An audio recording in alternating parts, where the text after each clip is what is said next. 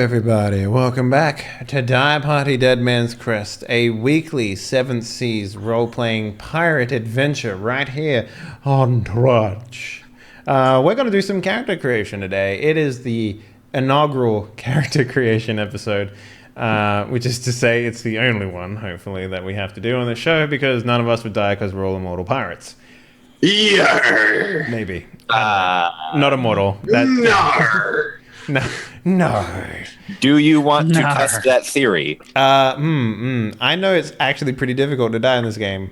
Possibly. Maybe. Not as difficult as you might. Why you be taunting the GM?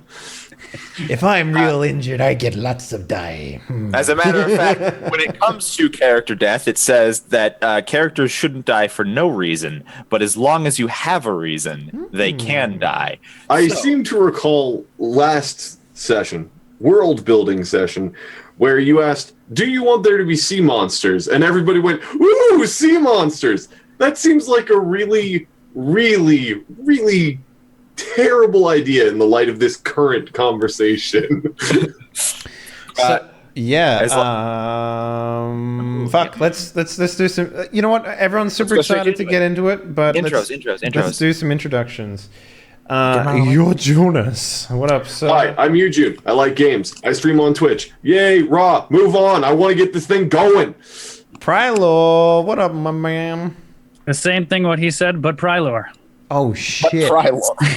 Speaking about the same thing, but let's go over to James CUK. My man, what up? How you do? Hi, I'm James CUK. Yeah, and I want to make characters as well. And I play games and roll dice. Nice. And last but not least, we have is it called Captain? Sea Captain? Is it Game? I'm pretty sure it's just Game Master. The Game Master for the session, for the season, for the game. Almost never see this because often when I roll in secret. But in every game, you can change your name in Roll20. I changed my name not to Game Master, but to a in-universe appropriate title. And in this case, I've gone with Governor. Okay. So, well, okay. So in World of Darkness, you're called the Storyteller, and in and in Dungeons and Dragons, you're called the Dungeon Master, and in Cyberpunk 2020, you're called the Referee. What Game Master is the term that this PDF uses. Okay, all right, perfect, good. It's literally called Game Master Stories. There you go, boom, bam. I saw it in the books, so we're good. So yeah. This is 7th Seas 2nd edition. I don't know if I said that, but it's very different from the 1st edition. I want to point that out. And the game we're playing is yet more different because those of you just joining us should go to a VOD that we did last week of our own world building. Because the world was not quite what we needed for the game that we wanted to run. Yep. But we're very, very excited to run the mechanics of this system, which is something that we will very shortly be getting into. Quick addendum, side note, footnote about world building. If you watch that vodcast, you will hear me say at the end, I will be finishing world building over the next week, and I will give you an update at the top of character creation. I had a busy week. I'm not done world building. Now, that means that I can't give you an update at the top of this episode, but it also means that those of you who have not submitted your Patreon ideas or otherwise still have time to submit those things and make them part of the canon of Die Party. Yeah, Patreon subscribers and other people get to make suggestions for the world building still. Yeah. So if you want to go participate in that, patreon.com/Henley or !Patreon in the chat. You can go there and you can join the Patreonus, and there's 3 tiers of different information that you can add to the game. I've had a lot of submissions already from the patrons that we've had. And some of them are actually really fucking interesting. So some of them have been quite interesting, like a blind pirate who was the best navigator ever. I feel with me legs. And perhaps has a magical spyglass. So, I think no one's coming. Great reference, Eugene. 10 out of 10. I was thinking that. What are you doing up there? I'm guessing. Guessing? Guess. Yeah. So, if you want a little bit more detail about the book, we also have a drawing board episode specifically on the breakdown of the book itself. We skipped over magic because we're pretty much going to ignore magic in this world as well. Our magic will also be homebrewed. Yeah, it will be. So, but we took a very good look at the mechanics and the systems in this game, and it's fucking exciting. That's all I need to say. So, I guess Wreckage, without further ado, why don't you, why don't we set sail on this character creation episode? Character creation is something that will be largely... No, that's a lie. Character creation is something that will be vaguely similar to the correct character creation. But I have... there are two changes that will occur. One, there are many parts of character creation that have to do with your nation. And obviously, we've built our own. So we're going to have to take the nation's... No, we're going to have to take the country and nation-specific parts of character creation and say, this nation in the book is going to be this nation in our world building. And some of them are pretty much one-to-one in terms of like the stereotypes. Like, for example, it shouldn't be too difficult. One of them is like the craftsmanship one. Like, it should be fairly doable. That said, it will mean that at some points, like, not everything is just up for grabs for anyone. Yeah. If we say that this background belongs to this nation, then later on, another background locked to that nation can't be from another nation. Yeah, there's 10 nations in total in this book. And we only have 4, so it shouldn't be... We only have 4, so... But there are some which is pretty much like, for example, the Highland Marches, they're pretty much farming focused. So, like... So, maybe. You know, like, there's some stuff in there. Like, it all right, so next step. Yeah. The other thing is that the very first thing you do in character creation in 7th C is ask 20 questions about your character, which I love. However, I have changed those 20 questions. I have reordered them, those that I've kept. I think that the list that I have made is going to create characters more in line with the world that we're trying to do. So I have slightly altered the deal. Pray I do not alter it again. It's watch Gambit at 6 p.m. CET on Fridays. Where Dave will incorrectly quote Star Wars more all the time. Look, I didn't even know there was a second Death Star, okay? And I'm the GM of that fucking boat. So here's how we're going to do those questions. I will ask each question. Each person will take it in turn to answer it about their character before we move on to the next question.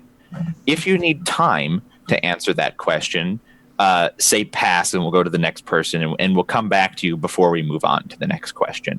For the purposes, then, of this game, we will answer these questions in the following order: Eugene, James, Prylor, Dave. Oh yeah, last motherfucker. If at any point character sheets we can write all these answers down. There are indeed character sheets. There are character sheets, but you haven't given us any. So. Well, fuck you guys. I need to write it somewhere. If at any point any of you have any questions about the world that need to be answered in order for you to answer the question, feel free to ask them. Okay.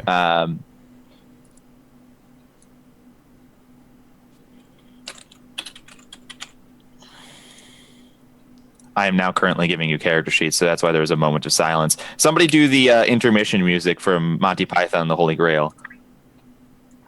I don't, because I don't remember it. I like getting paid for my content, so please don't.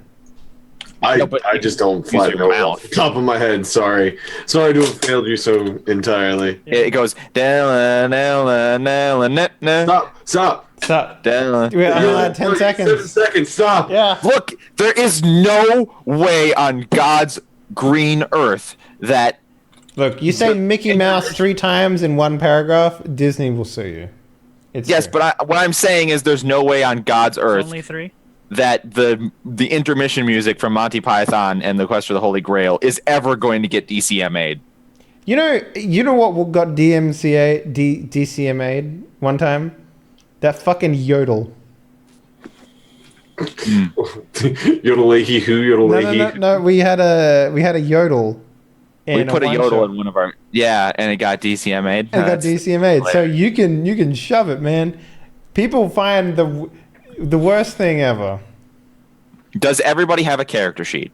Yes, I do. I do. Yes. Yeah, pay no attention to the dice that was just rolled because we'll explain it later.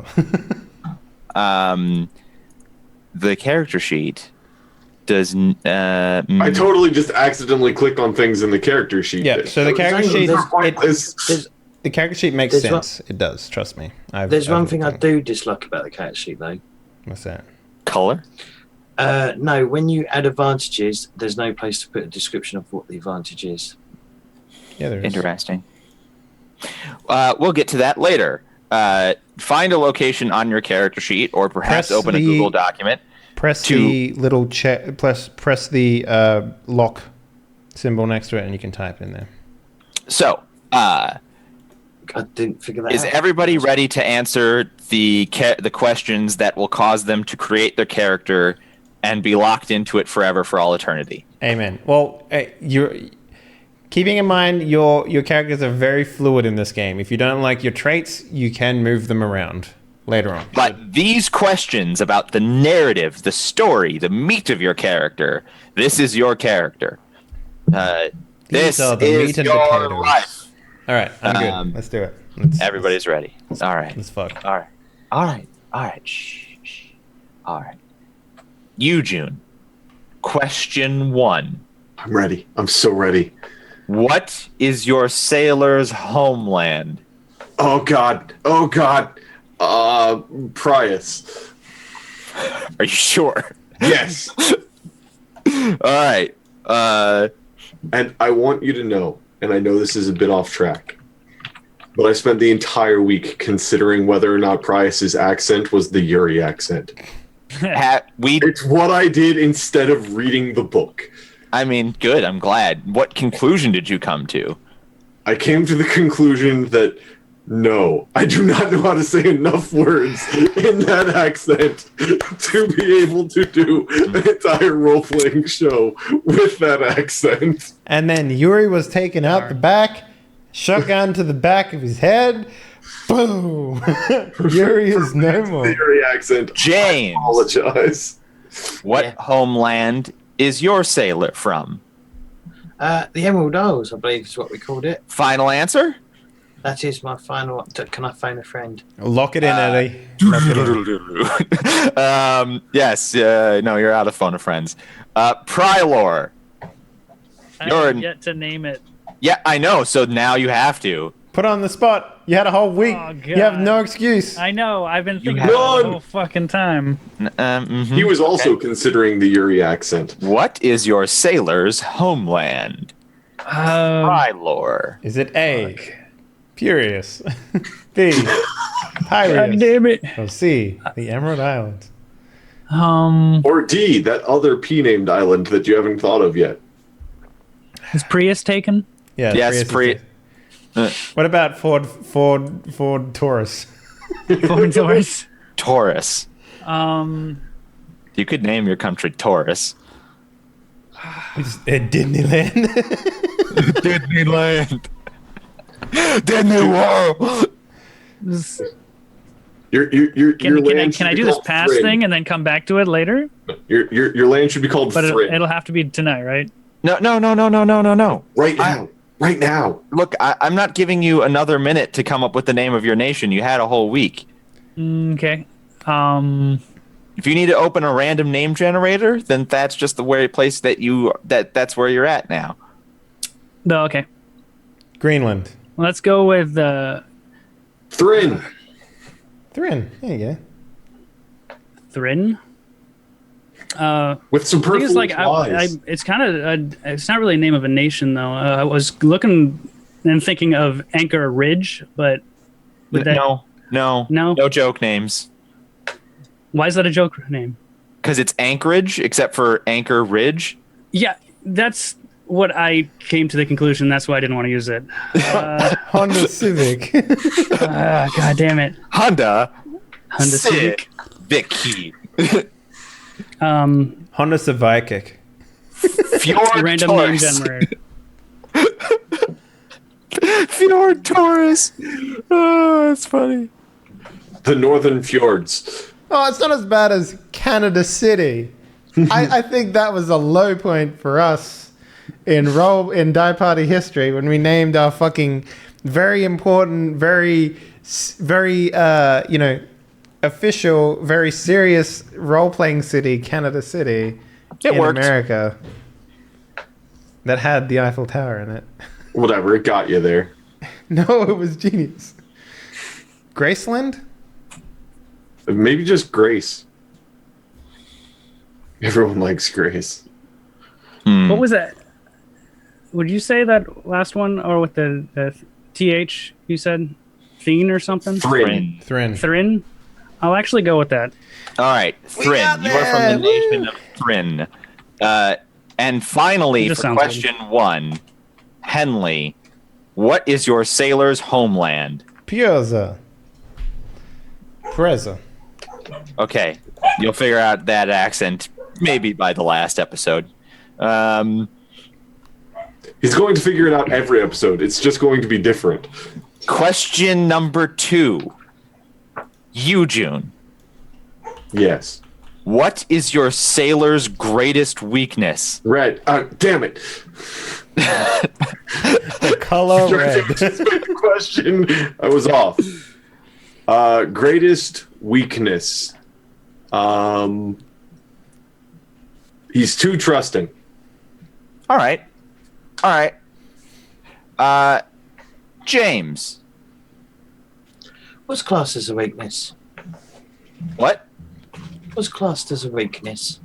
Like the greatest thing that you are bad at. You know, the greatest weakness, the thing that can be most exploited or your This isn't a job interview, by the way. You can't say, I work too hard. You know, like...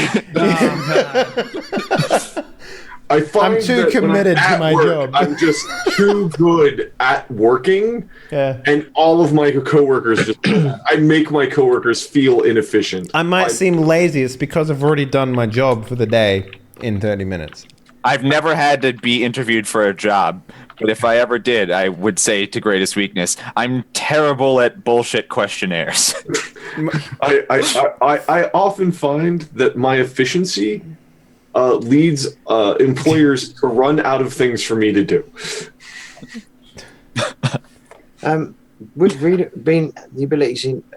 Would being unable to read and write, would that be Illiterate.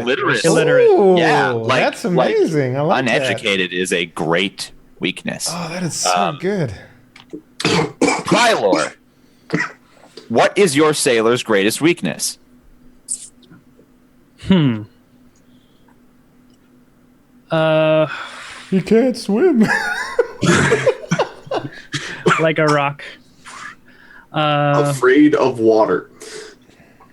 That's That's a little bit worse than not being able to swim.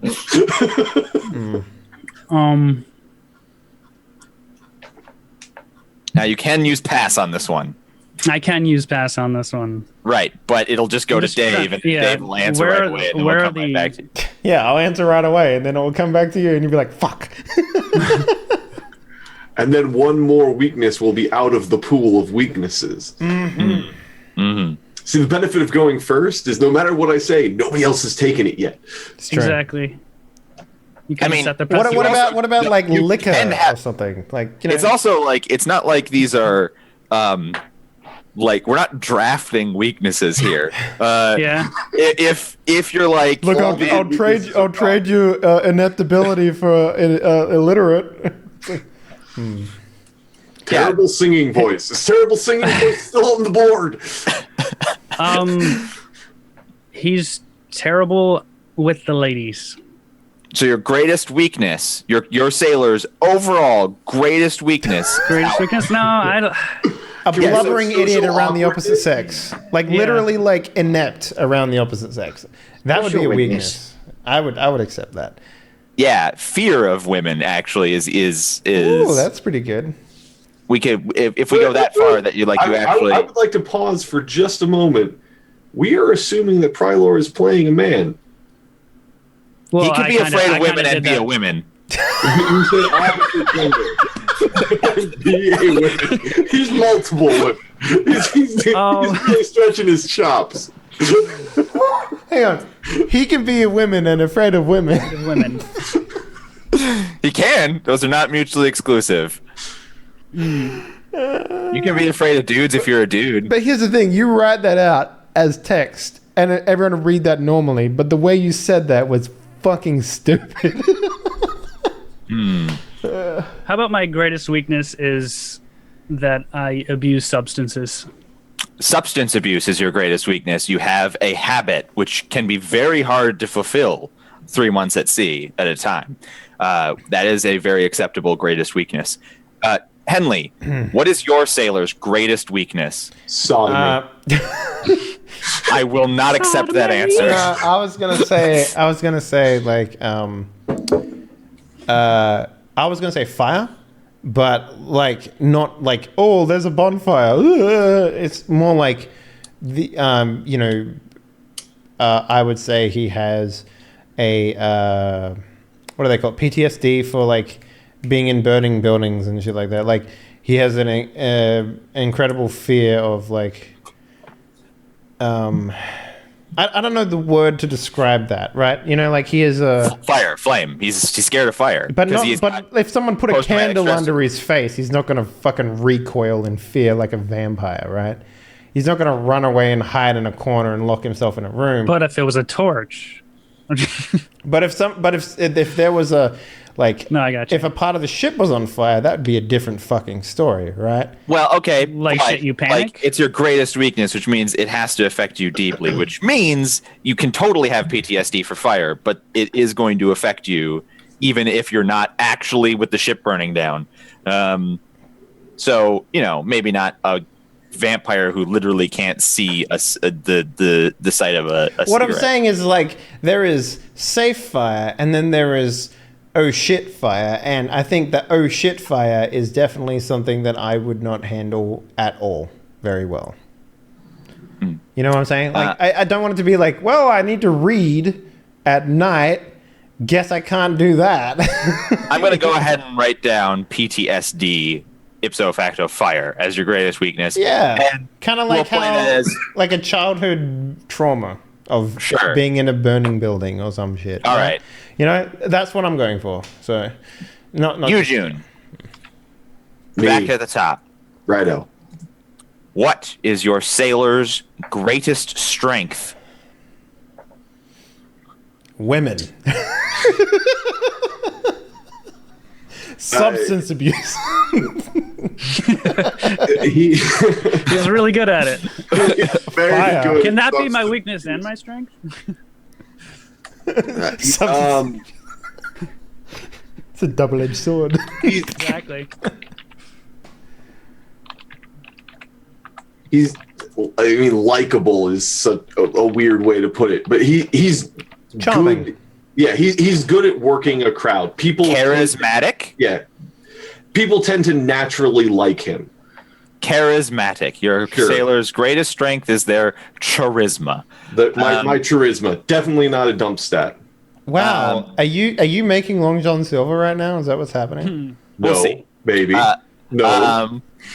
James, what is your sailor's greatest strength? I've got two that I'm going with. What is his greatest strength? Far superior to the other. And okay, He's It very can be loyal. conceptual. It doesn't have to be very loyal, did you say? Yeah, very loyal. He's very loyal. His greatest strength is he's so loyal people won't even question his loyalty. Prylor, what is your sailor's greatest strength? He's really strong. Do it.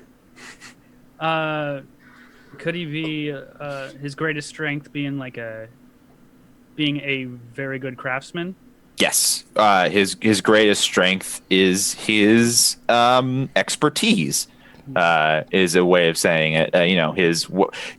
Whatever particular thing that you are a good craftsman of. Are you a woodworker like the rest of your nation, or you have a different craft? Well, we've established his whole nation is all artisanals. Like they Yep. will focus on many things. They make the best ships, but they also make the best everything, blades, etc. Yeah. So what is your expertise? What is the thing that you do best? Are you a blacksmith? Or are you a shipbuilder? Could I be a blacksmith? Yes, absolutely. You can be an exceptional Thrinian blacksmith. That's what I want to do. His greatest strength is his art. Dave, what is your sailor's greatest strength?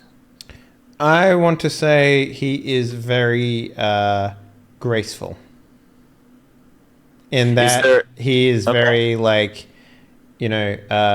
think Zorro, think cat purse stealers, think like cat burglars, that sort of stuff, right? Very, very sort of lightweight, I guess would be the correct. Like his father made him take 9 years of ballet so he'd be a better football player. Type of. Yes, that's exactly. So your character's greatest strength is his. I'm trying to put this into a term that isn't just a stat. I know what you mean. I mean, he's very. His. How about his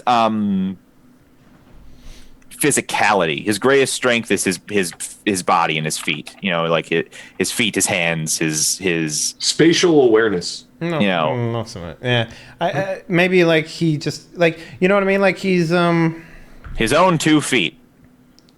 Think every sort of Disney animated character that is, and you get the idea. He's good at dancing. He's good at that sort of shit because he's just like a very graceful, fluid character. Fluid? Right. Okay. I don't know. Fluid? Yeah, that's the word. His fluidity. His very gelatinous. His viscous. No, what is the word for when you adapt really well to a situation? Not just adaptability. Adaptive.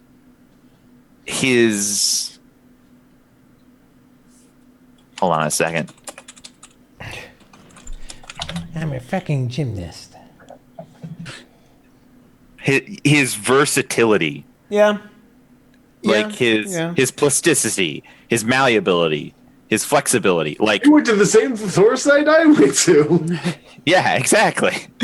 How flexible he is, but not even just physically. Maybe that extends mentally as well. Okay, yeah, I'll maybe he's in, because then that sort of applies to how sort of the under fire. He's Spike Spiegel, where he's be like water, but he means that both fighting and in the way that he deals with life. That's a good. Right? That's a good. That's a good sort of mirror analog, I guess. Excellent. We got there. Yeah. Flexibility is your character's greatest strength. His suppleness. Eugene, we are now on the next question. Who in all the world is closest to your sailor's heart? Davy Jones. That would most likely be his wife. You are married. Excellent. James. Is that also your weakness? Oh, God. Bloody hell, I've got an idea in my head, but I don't know. It's exploitable. I don't know if this is going to work because I don't propose it. I don't think he's got anyone close to his heart at the moment. He doesn't. I've got a particular idea in my head. He just doesn't understand that sort of thing. Then okay, That's fair. Unless I pick a player as a best friend who would be the equivalent of something. No, that's fine. Here's my question: would you? He's got nobody in his life. That's a fine answer. Would you say that if you were to go back to the question, who in all the world is closest to his heart, would it be appropriate for your character to answer himself? No, because he's not a selfish person. He's just alone. What about a cause? Do you have a cause that you believe in? I think no one is a fine answer for now. No, I think no one is an answer to this question. I just wanted to make sure that it wasn't also a self-centered loneliness. Unless his friends count.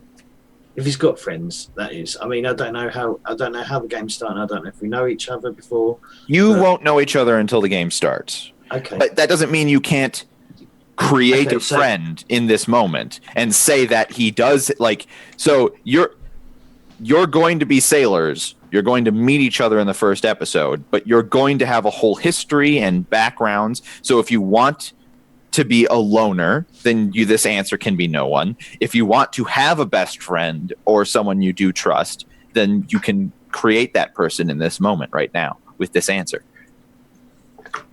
I'm going to go with no one for now. All right. No one is closest to your sailor's heart. He's a total loner. Prylor. My father. Your father is closest to your sailor's heart. That's a very touching answer. Dave, who in all the world is closest to your sailor's heart? Can I say the entire nation of Perezzo? No, this is a personal thing. Who is closest to your character's heart? Singular person. Yes.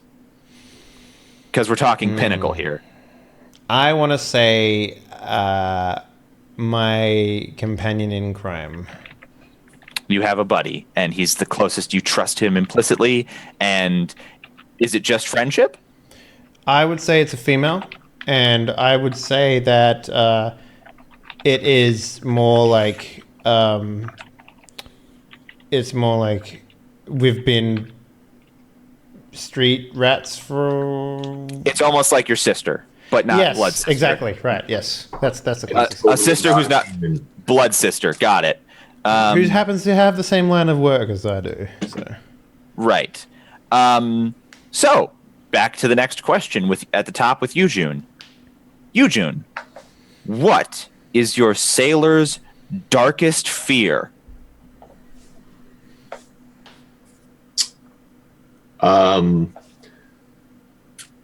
Probably failing to return home to his family so he couldn't provide for them. Failure, abandoning being an absentee father, just the nature of the sea. Yeah. Another victim. James, what is your sailor's darkest fear?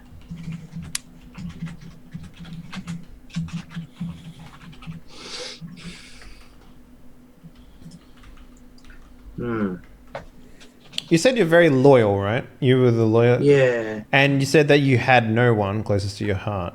Mm-hmm. So maybe your greatest fear is tied into the fact that you're loyal with no way to put it. Maybe his greatest fear is being alone. Darkest fear, perhaps even maybe not being alone, because that is very fearful, but maybe to die alone, to have never found anyone. But everyone dies alone. Don't die together, do you? I mean, that's not true. If there's an explosion, tons of people die together. Yeah, but it's not like a shared experience, so is it? You don't know that. You can all queue up together in front of the pearly gates. Man, that was rough, wasn't it? Poof. Oh, God damn it. What got us? I wasn't even paying attention. Did you see that sniper? Because I didn't. Oh, ouch. Yeah, and then the sniper's in the back going, yeah, did you see those FBI agents? Because I didn't. Yeah. Oh, wow, that's awful. Yeah. We're going to a dark place. Not quite as dark as Monday when we were tripping over infant graves. I mean, watch LA at night and Monday's 5 p.m. It could be something along the lines of he's not, he doesn't want to be disliked or unliked. His greatest fear is to be rejected, which is why he never approaches anyone. Because the fear of rejection socially. He'll talk to anyone, but Okay. They just generally don't get him. Pass, and I'll think. Pass for now. Like, you're on the right track. These are all good fears, but we're talking like darkest at the pit of your soul fear, like the top, the pinnacle. These are all fears that a character can definitely have. Shoot for the mountain here. Speaking of, Prylor, what is your sailor's darkest fear? I was actually thinking of doing the dying alone before you guys brought it up. Boom. Shots You can fired. still do it. I'll do it. Your character's greatest fear is to die alone. Like Ghost, like Patrick Swayze. Dave, Yes. what is your sailor's darkest fear? It would probably be being having no exit, having no escape, being To cornered. the trapped, like being trapped physically or mentally or socially, just being trapped, dead end. It's over. Yeah. The moment when the writing is already on the wall, You're but looking death death has in the not yet face, right? and there's no option. Yeah. You know, that moment of like absolute pure terror would probably last an infinite lifetime to him. Got it. So, yeah. All right, perfect. James, we're back to you because you passed. So Daddy Sheepdo gave me the idea. Just call him Sheep. Don't call him Daddy. Don't feed into his fucking James ego. doesn't know that he's another guy, though. He just sees the name in the chat. All you need to know about Sheepdog is that he's a poo master. Darkest fear, betrayal? Not just betrayal, but betrayal by people he considered friends. Okay, the betrayal of friends. The sudden but inevitable betrayal. As Captain Jack Sparrow says, the lowest circle of hell is reserved for betrayers and mutineers. Anyway, that brings us to the next question, starting at the top with you, June.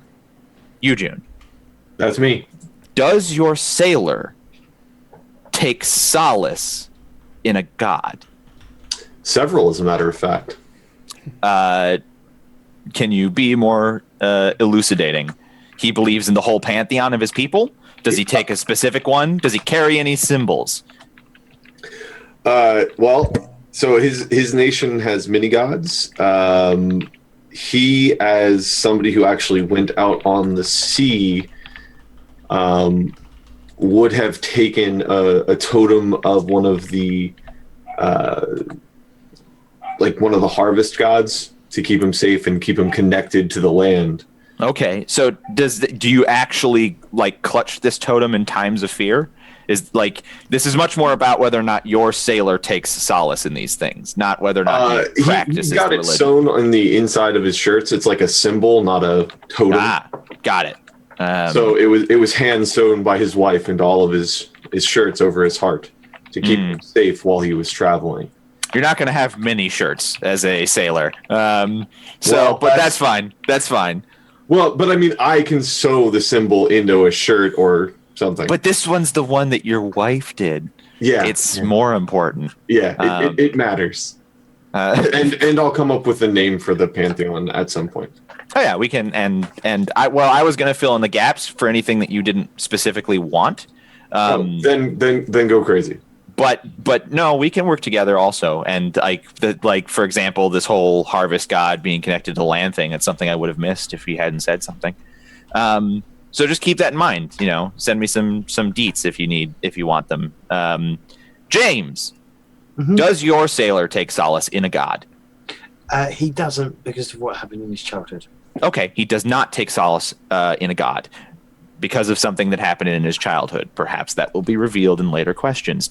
Prylor, does your sailor take solace in a god? So what exactly does that mean? Like, it's not does he practice? Yeah. It's not do you believe? It's in times of trouble, do you pray? Do you clutch symbology? Do you believe that the god will? Do you, when the storm is on the horizon and the ship has to sail into it, Do you take solace in a No. god? No. Nope. All right.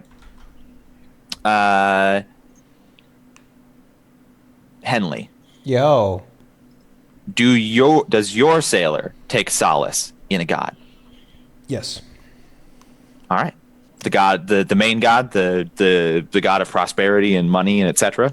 Oh, you know how Or there was does two he- sides of the coin that we talked about? I want to You worship the poor brother, the assassin brother, the thief brother. The thief brother, yeah.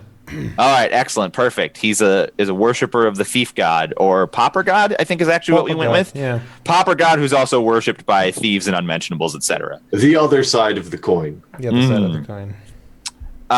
So that's everyone. Now this I'd like is to a imagine. Oh, sorry. Go ahead. this is a different question. So Wow. When they all different questions. No, but I want to point out that this is a different question than the one that I just asked. There are specificities to the two questions. So, Eugene, how superstitious is your sailor?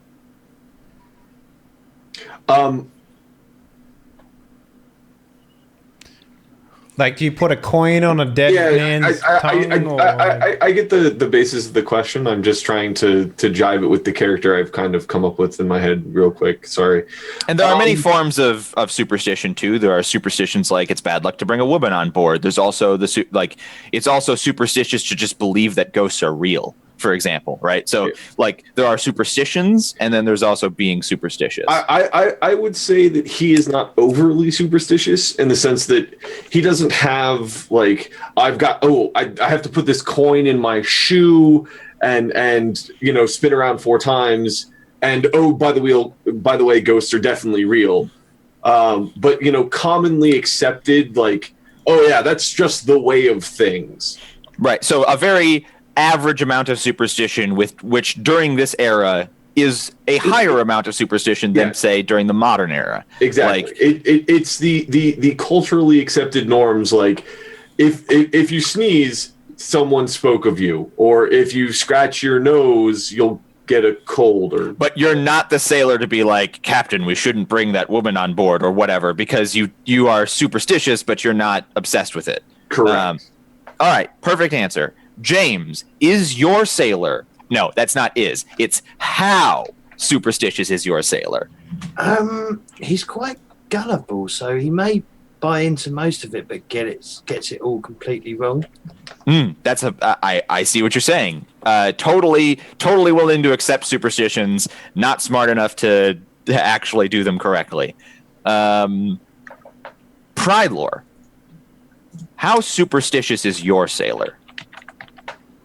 How superstitious would it be if my character doesn't like the thought of gold or anything valuable touching the water because he thinks it calls something bad in the water? That What would would be that be? that would be a fairly significant superstition. Like that would mean, hey, if we have to go swimming, take off your jewelry, guys. Yes, Leave it on the beach where someone could steal it, because that's Exactly. better than calling And even forth if the it's in bad boat- spirits. Even if it's in the boat, it's stored where it's not touching water. Right. Okay. So gold can't touch water is a very interesting superstition. And I would say that, even if your sailor doesn't have other superstitions, that's still a pretty significant one. Is it just gold or is it all valuables? It's like gems, anything that's worth something. Treasure. Treasure, yeah. Henley. Mm-hmm. How superstitious is your sailor? Well, I think the superstition is more tied in with the religion, being that the pauper is probably considered more lucky. You practice the religion, and you are that superstitious. Yeah, right. But you don't have a lot of outside superstitions. I don't think I probably think, probably poppycock, that I don't believe that gold has any, bloop, dip the gold in the water. Well, nothing happened. Big deal. So But aside from it being the luck is contributed to the religion. That's not a superstition, but more religious stuff, right? So probably not superstitious. All right. So as superstitious as your religion dictates, but there are no outside superstitions. So whatever. Yeah, that makes perfect sense. All right. Everyone having a good time so far? Getting a sense of your character? Doing good. Yeah, I'm enjoying it. All right. 6 down, 14 more to go. I'm ready. No, because I didn't just rewrite 20 questions. I actually condensed them. So we don't have 20 questions to do. Fancy. We have 50. What I'm saying is that I am a better writer than the person who made this book. No, I'm kidding. Bold claims. I'm kidding. Governor Wreckage. I think I've done a good job of ordering these questions and changing them for our game. That's all I'll say. I'm not actually better than anybody at anything, except for maybe being me. Yeah, you do a fantastic job of that. You, June. Question 7. When the time comes, how does your sailor hope to die?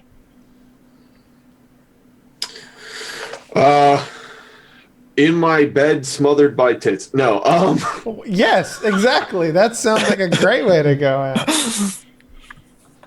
I mean, I'm a bit older than the young rapscallions that would ask for such things.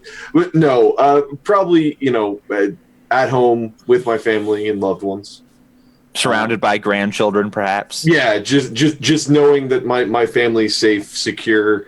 The farm's doing all right. Nobody's like taking my family and turned them into slaves somewhere.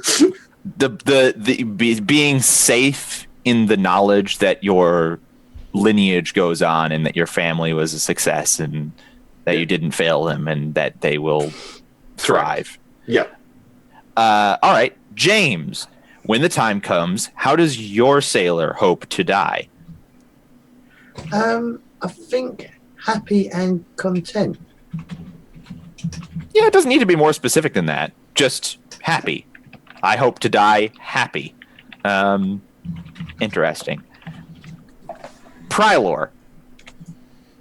Well, How does your sailor hope to die? kind of goes along with the fear of dying alone. So I would say not dying alone.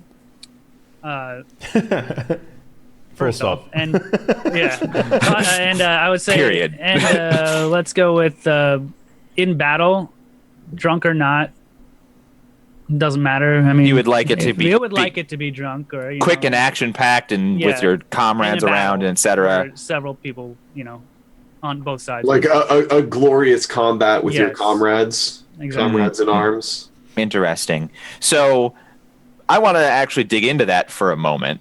Your character is an artisan, a blacksmith, but it sounds like he values something more than that. Like he values, aside from artistry and expertise and the fulfillment of his craft, maybe that's why he's at sea. Maybe that's why he's gone off to venture because he couldn't get that kind of death just being a blacksmith. Perhaps there's a god in your pantheon that pushes that sort of death that your character has decided to that's what worship. We kind of went over that when we were building the world. The original god Like that we were serving for a while was all about war and fighting. Right, and so stuff. you actually worship, like, he hasn't stopped being a member of the pantheon, but you actually worship him over Yeah. the new artisanal god who has kind sort of of taken over. kind of a little bit of both. Dave Henley, Mm-hmm. when the time comes, how does your sailor hope to die? Well, with my memory being a part of an epic.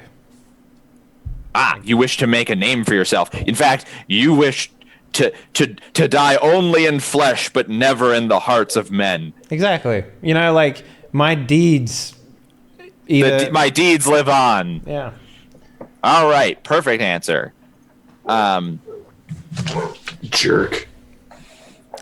I mean, you guys are just like Answers. die with my friends, and I'm like, fuck it, man. I'm gonna fucking. I want to That's live what I thought of, forever too. through song. Yeah. I'm a Exactly. bit confused. Why am I on question 9? You should be on question 8. Well, I've just done question 8. Now I'm on 9. That was question 7. That's interesting. We've done homeland, weakness, strength. Oh, fear. Homeland should be answered on the character sheet. There's actually a space for it, but Yeah. Then you're right. We are on 9. I did not include Homeland because it was on the sheet. Gotcha. James, I apologize. You, sir, were correct. That doesn't Eugene. often happen. What is your sailor's main motivation?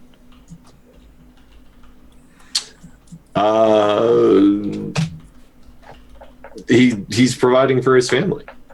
Yeah, I didn't think it would be more complicated than that, given everything else we've heard so far. James, what is your sailor's main motivation? Oh god. I was going to go to keep people alive. To save lives is a totally acceptable answer. Like, maybe you maybe just fell into being a sailor, but then, that there's plenty of opportunity to save the lives of your comrades or even the lives of enemies by trying to keep, the blood toll down. There's a lot of ways to save lives.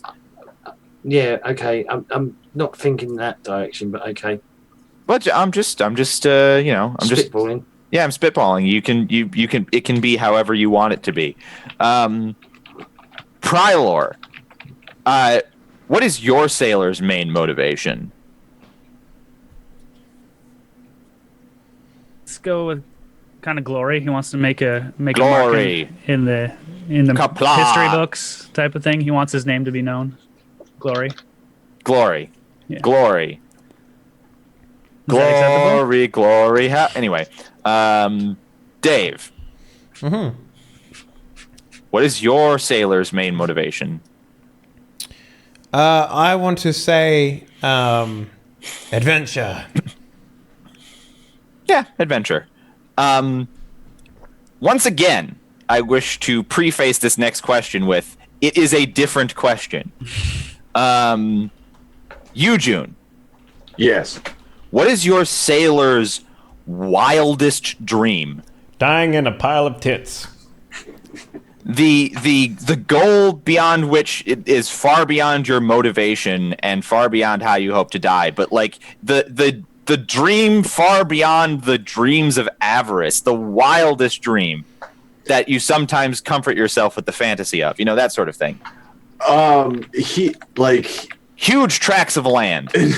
Well, no, basically, but his land doesn't really have nobility. It's landowners and they have their own land and they trade and such. But his wildest dream is like being governor of a large township, like, being the guy at the top that everybody's like, oh, he's so awesome. Yeah, that guy. Yay, that guy. A leadership role, a very significant leadership and ownership role. Something that you probably is not really within reach at all, but that's why you're on a boat. Leadership role and adoration of the crowd. Got it. All right. James, what is your sailor's wildest dream? And he's kind of dim, so his wildest dream could be even more fantastical. He's not dim. All right. His wildest dream is to become educated and understand things more. Be smarter than I am, like really smart, like the smartest guy. Like, I want people to come in and ask me questions about books and philosophy, and I want them to look up to me for my intelligence. More or less. Yeah. All right. Prylor, what is your sailor's main motivation? No, not main motivation. Wildest dream. Sorry. I was reading the list. Different question, Wreckage. I said it. Now, this is going to sound like the same question, but it's a different question. Can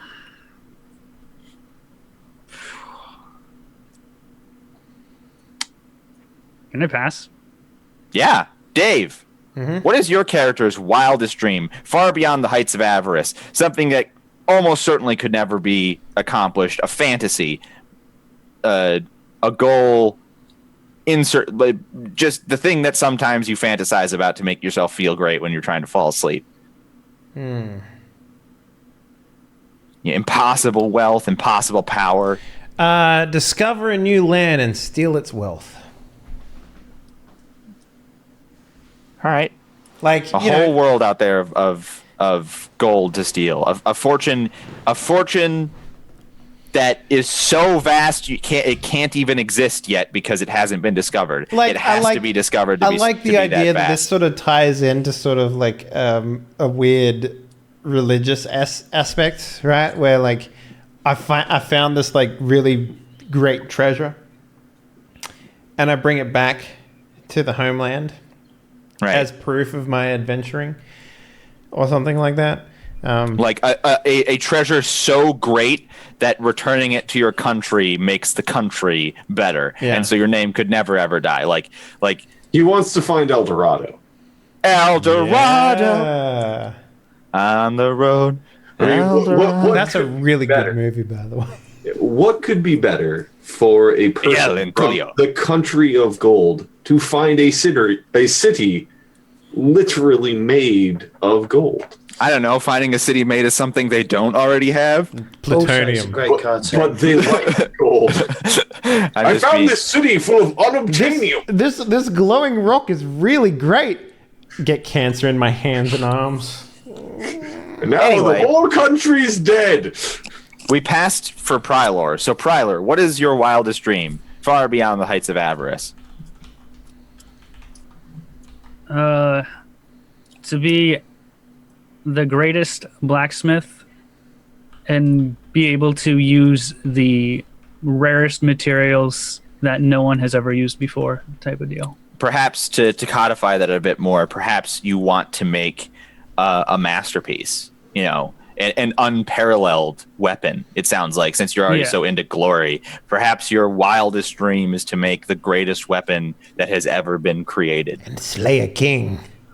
That's good. All right. So we're gonna tone it down for this next question, because we've just did wildest What is your dream. shoe size? No, this one's a little bit more pedestrian. Eugene, Right. what is your sailor's opinion of his country? He loves his country. Okay, James, what is your sailor's opinion of his country?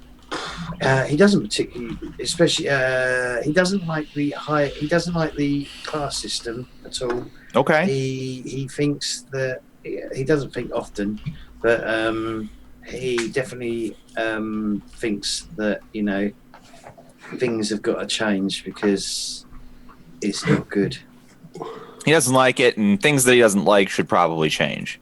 Very simple, very straightforward. Prylor, what is your sailor's opinion of his country? He loves it, but he thinks it's getting a little too soft.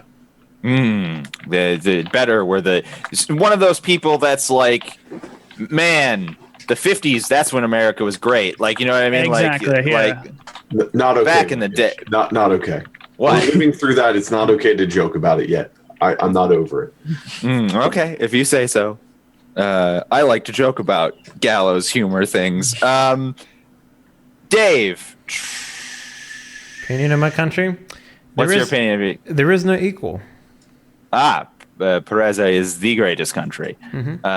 Unparalleled in splendor and accomplishment and people and women and wine and etc. Yeah, and it's I would dare say that it's because, actually I won't say that. It's fine. We'll just keep it at that. I'll keep that opinion to myself for now. All right. We are now going to ask the final question. This better be amazing wreckage. How much would chuck if you chuck Drum you're roll. writing all of these down for us, right? What? Don't do that.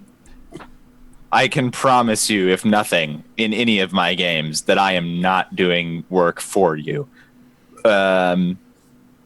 If anything, I'll find creative and interesting ways to offload responsibility and workload to the players. Noted. This question also has a unique... it's unique in that none of you are going to answer it right now. All of you are going to answer this question a week from now. Okay. Oh god. you're going to need quite a lot of time to think about it. I don't believe you. The final question is,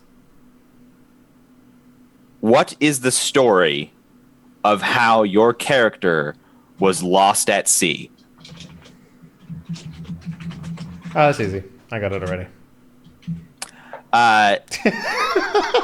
No, you need a don't. good story. Yes, I do. I 100% have it right now. I can tell you it if you like. No, because next week in the first episode, the very first thing you do will be to regale others with the story of how you were lost at sea. And whoever has the best story will win a prize. And that is not necessarily just best story, but best told. Most compellingly told, What perhaps. fucking prize could you give us? In character. Yeah, in character. Okay. There will be mechanical benefit. The judging will be out of character, but there will be mechanical benefits. And that is the final question that you will have to answer about your character's narrative. Don't worry. There is a fourth board here with all the rum in it. Lifts it up. Where's me fucking rum? It's gone. Can you post me those questions as well, and then include that 12th question, please? All of them? Yeah. All right. Well, I'll have to write Don't them do it down. now. Do it offline, but Sure. yeah, and I can just like make sure I line the question up with the answer so that I Done. know that what it is. Check the Discord. Sure. Oh, okay. Fine. Now look at Dave already knows. Dave already knows that I don't do any of the work. No, he doesn't do any work. I just come up 4 hours a night, 2 nights a week, and be a genius. No. He do. just wakes up and goes, and then he sits on his computer and goes, "Oh fuck, the game's today. Shit." Genius voice of a generation. So we're at the top of the hour, so let's take our first break here. Yeah?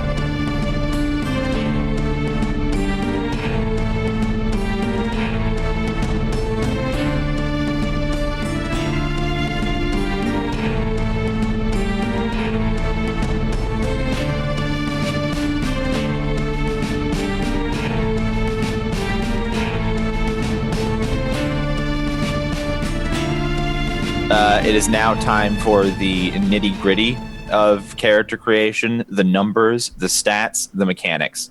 The next step in character creation following the book is traits. Every hero has 5 traits defining what that hero's core strengths are. The traits are brawn, hero's strength and physical power; finesse, coordination and agility; resolve, willpower and endurance; wits, how quick he thinks on his feet; and panache, which is their charm and personal magnetism. You will notice that on your character sheet, all of these stats already have 2 dots in them because everybody starts at 2 in everything. Mm-hmm.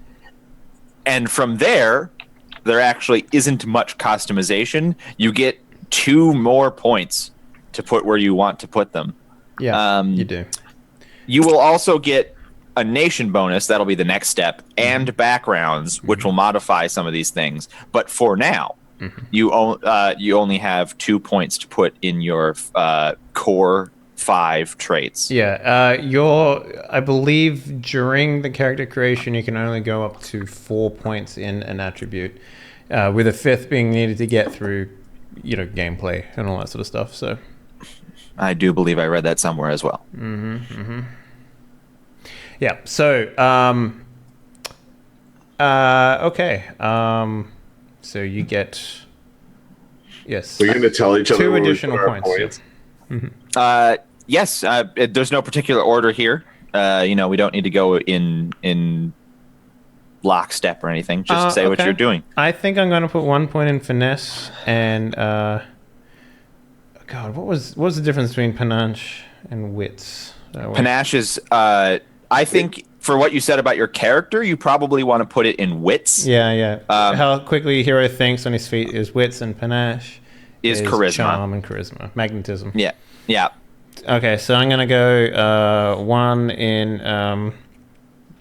Fineses and Finesses and Fin- one in Fenici. Fenices, mother of dragon. Yeah. Oh, I got Yeah, it. Fenici. Fenici, mother of ferrets. Can I have the disappointing parents trait? Yes, you can. Absolutely. Yeah, 100%. That's how that works. I would like the forever alone trait. I mean, it sounds like all three of you have that. So. Hey, Got him. I mean, James is actually forever a scone because he's British. and Look, also man, apparently scones are delicious, man. Don't Don't give up the day job. I don't have one. Then you cling on to life, sir. Get one, then don't give it up. Start contributing to society. Yeah. Right. Quick, I call will. me an ambulance. My sides are splitting. I will be placing a point into brawn, Hell yeah. Okay. a point into panache. Got it. That makes sense given the character that you described to us. James. It Or doesn't Pryla. say you can't do it. So Doesn't say you can't do what. I have a quick question for you, Wreckage, before anyone answers any question. Willpower and endurance. What do they actually mean? Willpower and endurance. I believe those. I remember I answering believe- this question, but I just want to make sure.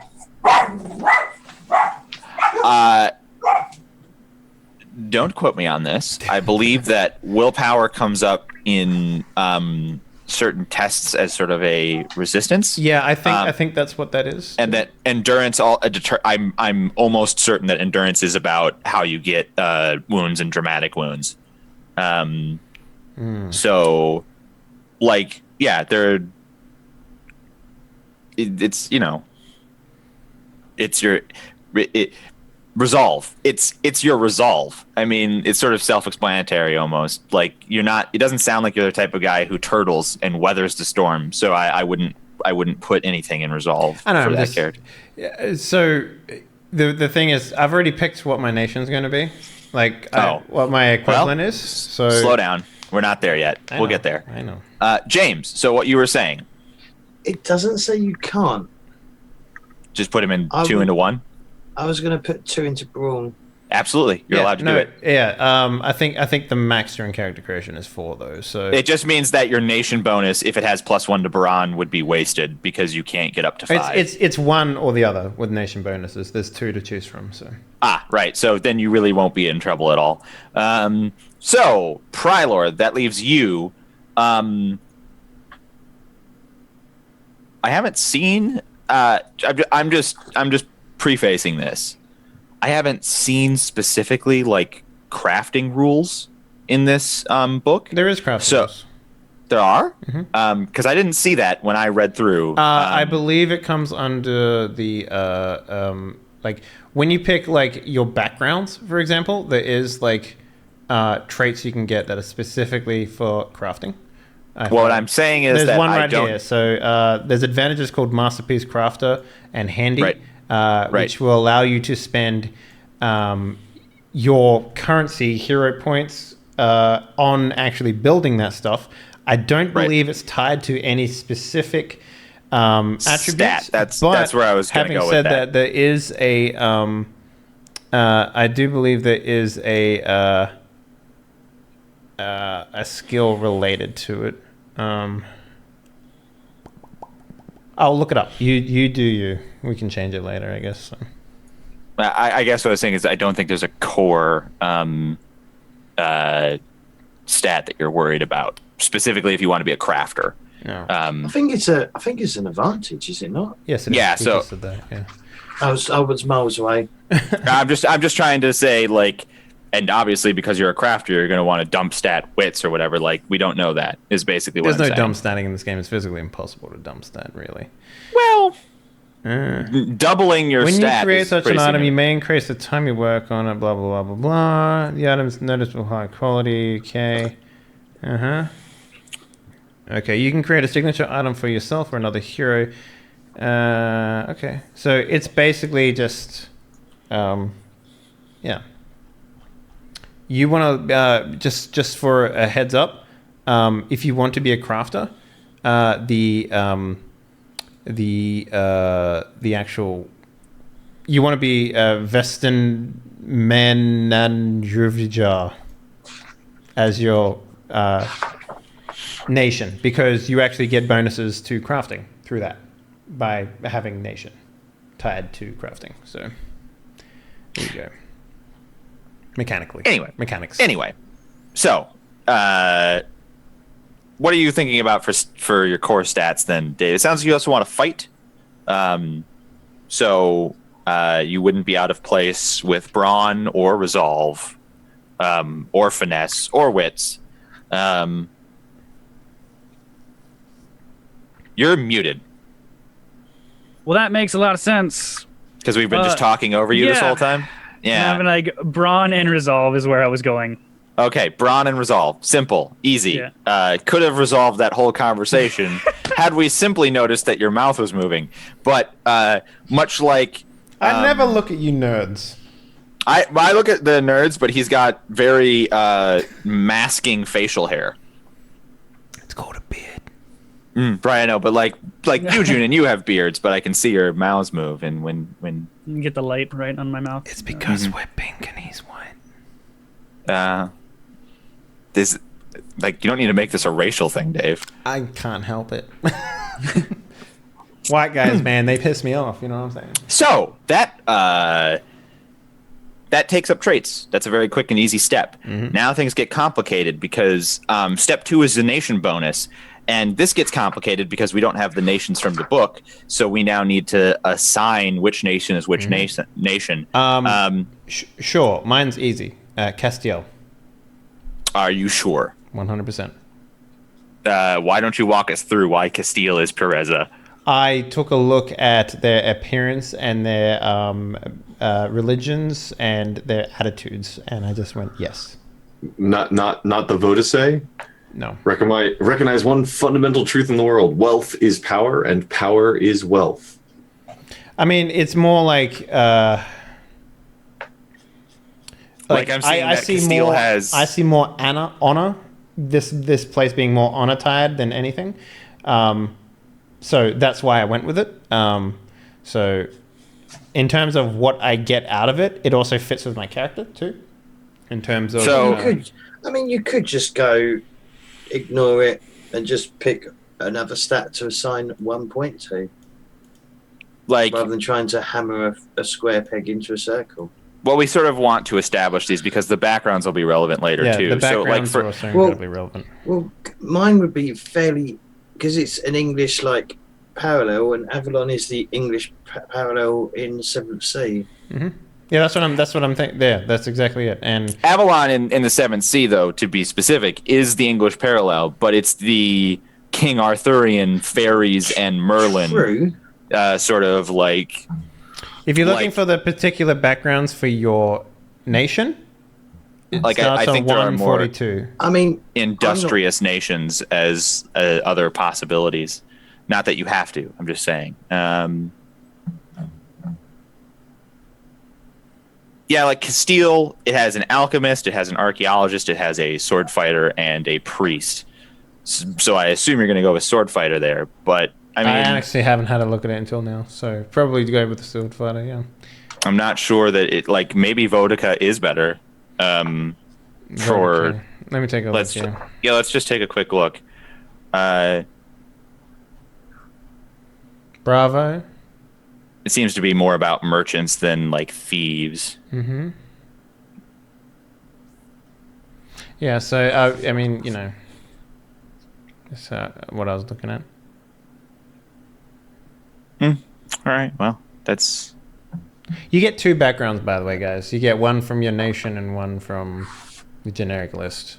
Yeah. So keep that in mind. You can pick both from the generic list, though, can't you? You can. Yes. I believe so. Yes. Pick 2 different backgrounds from the following list. That's all it says. Yeah, but also if you like, some of them are actually pretty good if you tie them into your nation. So keep that in mind too. Yeah, the nation ones do get pretty powerful. And I will say this: since we're overwriting these nations with our own nations anyway, the background itself might be more relevant. The story of that nation doesn't really matter that much. It's not going to be, it's Avalon and this is the backstory. No, it's going to be your nation. It's just going to be your nation. Just choose one where you feel the description of that nation and the bonuses that nation I has. haven't read anything of the other nations. That's fine. That's fine. By the way, Dave, don't chastise him. We told him not to. By the way, the only thing you need to really look at when it comes to the background stuff is the quirk. The quirk is probably the most important thing that you get out of it. It's how you gain hero points From that background. So, for example, if the background goes completely against what you want to do as a character, then that's when you should think about that. That's when you should think about it, right? So, all right. So first things first, we get a nation bonus. Why don't we just say what bonus we think that our nation would give us? That's why I picked Castiel, because it's like, it's wits and finesse. So right. It's pretty much the character. Which one are you going to take? Probably finesse, I guess. All right. So Dave's taking one finesse because he's from Pereza. Eugene.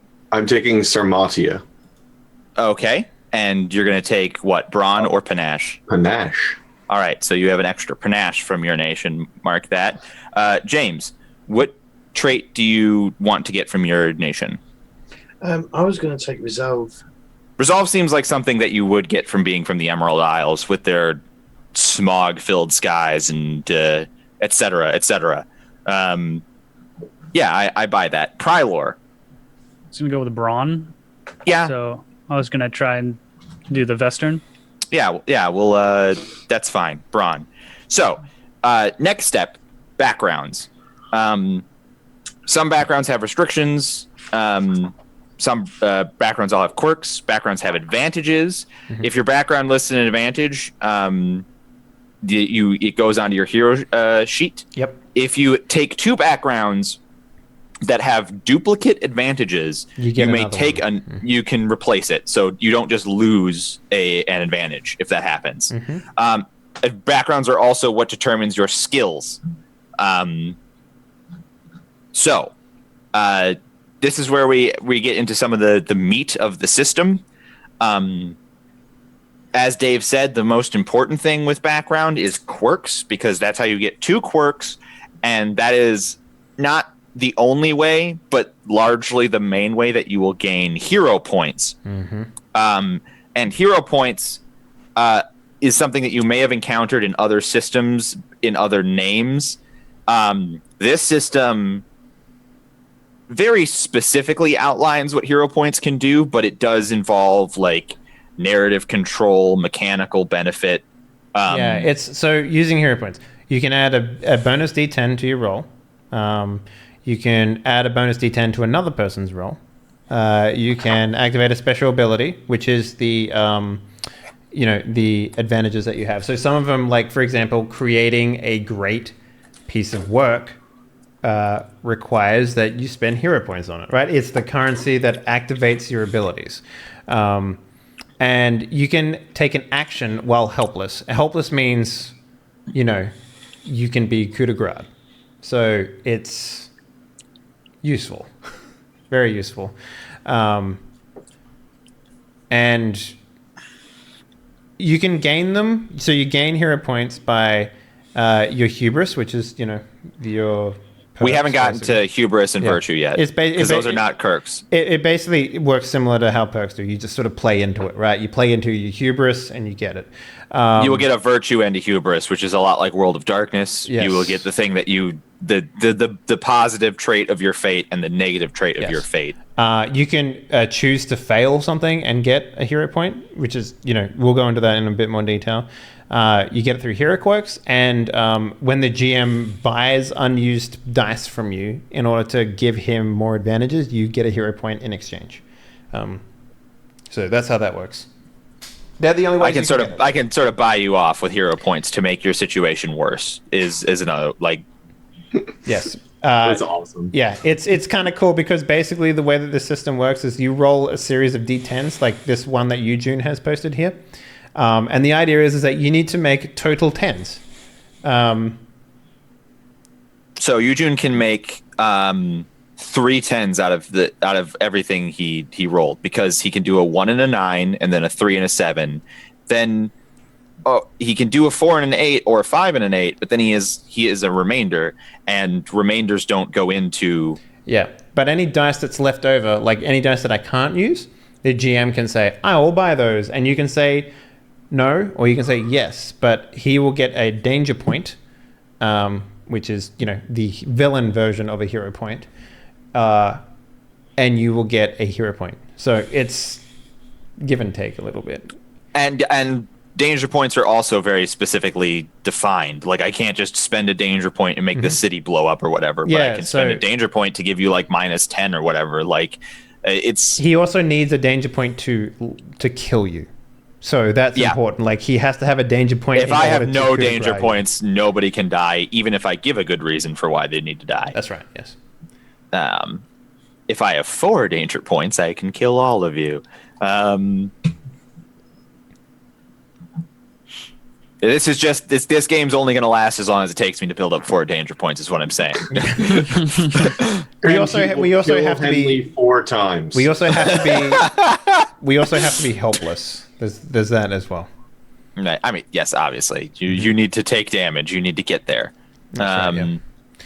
Okay, so with that in mind, the backgrounds. Has anyone picked any that they want?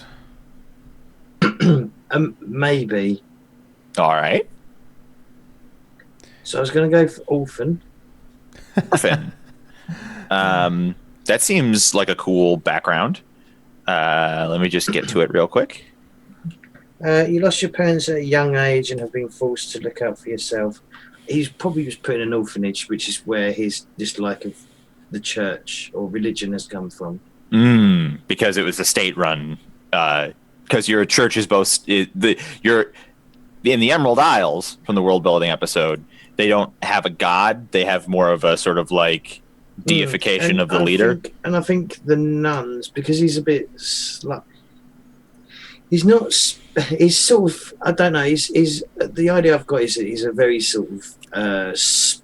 He's not special, but he's got learning disabilities, and they had no time for him and would beat him constantly. Yeah, no, right. That is how it happened back then. So the upshot is you earn a hero point whenever you put yourself in danger to ensure someone else doesn't have to be alone, which fits perfectly with the character you've described so far.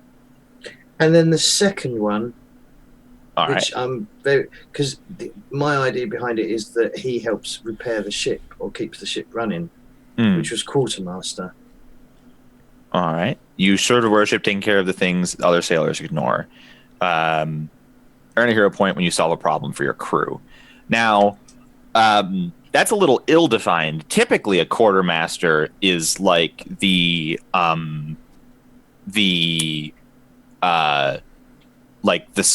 supplier. He keeps track of how many bullets, how much shot, how much powder. That sounds like something you'd have to be literate to do. So, what are your thoughts there then? Well, the way they dress it up in the book is that it's something that, because if you look at the advantages, handy is like being able to repair something, jury rig it so it keeps functioning, and it's less about the bookkeeping. All right, but that is what a quartermaster is. I think also it goes into in more detail. But I mean, like, you could have been that on maybe a less rigorous ship, maybe not a Navy vessel. Maybe it was I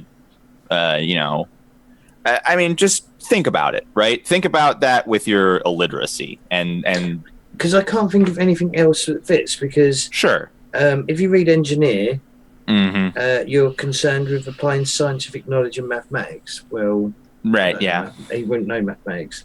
So there's the background that fits the idea is Quartermaster. Sure. And have you also checked the sort of national backgrounds just in case there's something in there? I mean, you could also just pick straight sailor as well.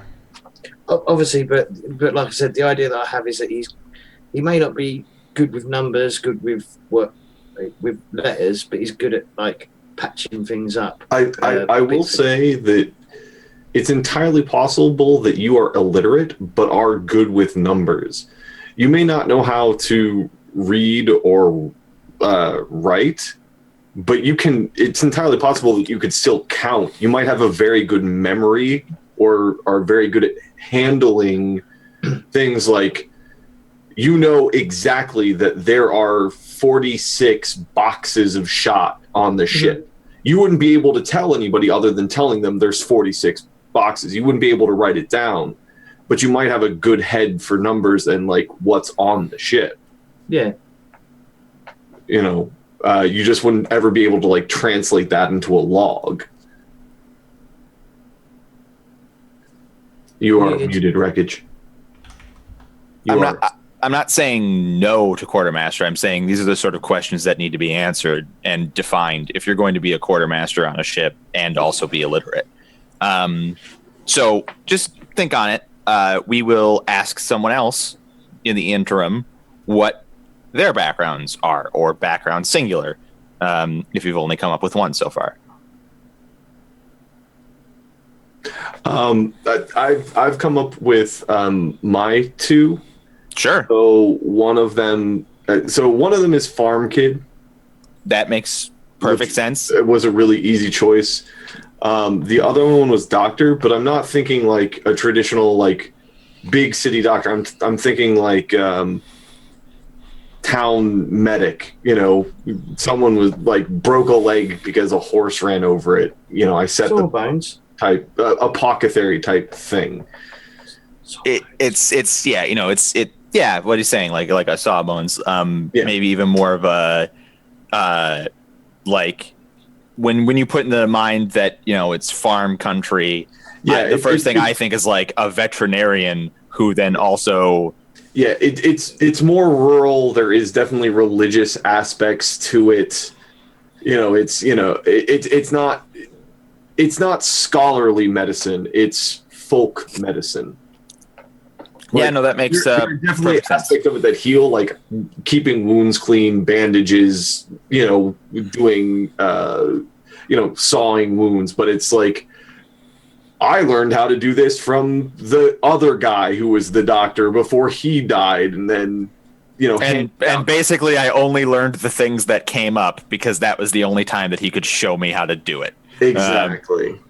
Right. So that's perfectly, that makes sense. I don't think that'll be an issue at all. That, like, you've defined it well. It makes sense in the context. Apparently you get time sense from it, but I don't know what that even means yet. So we'll see. Yeah. My only real worry from it was the scholarship skill. And I would be perfectly willing to drop the scholarship skill for another skill that might be more pertinent to the way that I'm defining that background, if that would be more appropriate. There isn't really, because there isn't like a lore skill, for example, or like a ritual or tradition or whatever. There aren't a ton of skills. I will just accept the restriction that scholarship in regards to my character refers to means that. I think that you would probably roll scholarship for that sort of thing too.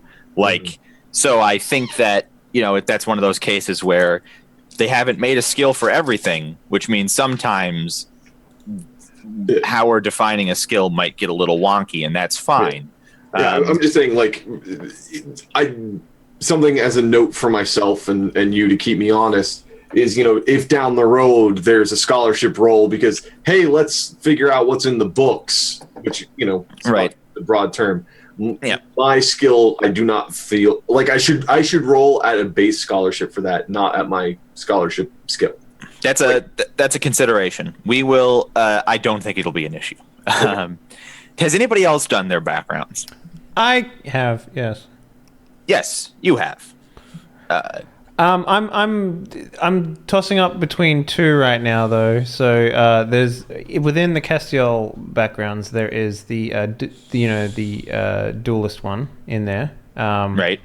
However, there's some weird things because it's like this game is more focused around nobility than anything else. The base game is, yeah.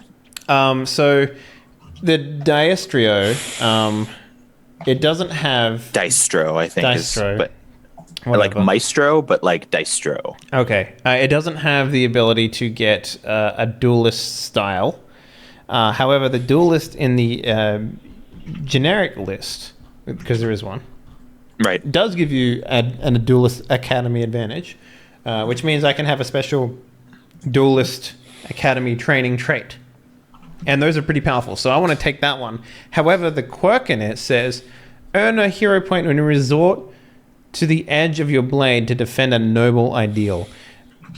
How do you feel about changing that to an ideal about maybe my country? It doesn't mean noble as in a nobility. Yeah. It means noble as in an idea that is noble. As in the definition of the word noble. All right, okay. Not nobility. It doesn't mean as in defending nobility. It means fine quality or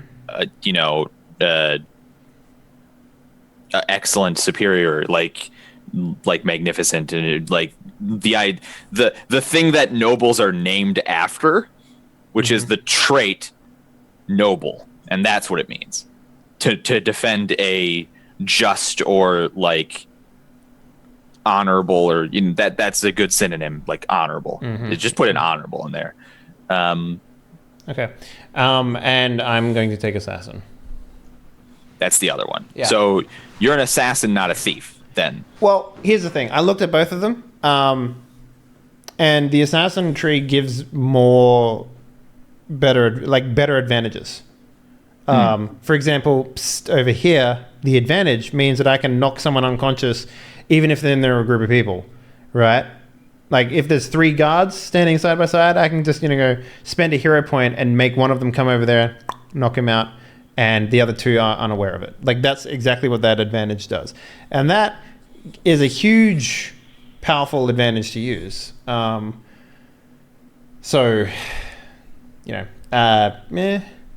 your character, because I don't care what your stats are. Your character is an assassin, not a thief. Is that what that means? The other one that I was looking at is spy. However, I was going to take points into theft, because in the next part we get 10 points we can put into anything we want. Right. I mean, but I want to clarify what your actual story has been. And if you choose the background assassin, then your story has been that you are an assassin. If you choose the background spy, then you are a spy. Like those are different. Those are, and that's important for what kind of character you are.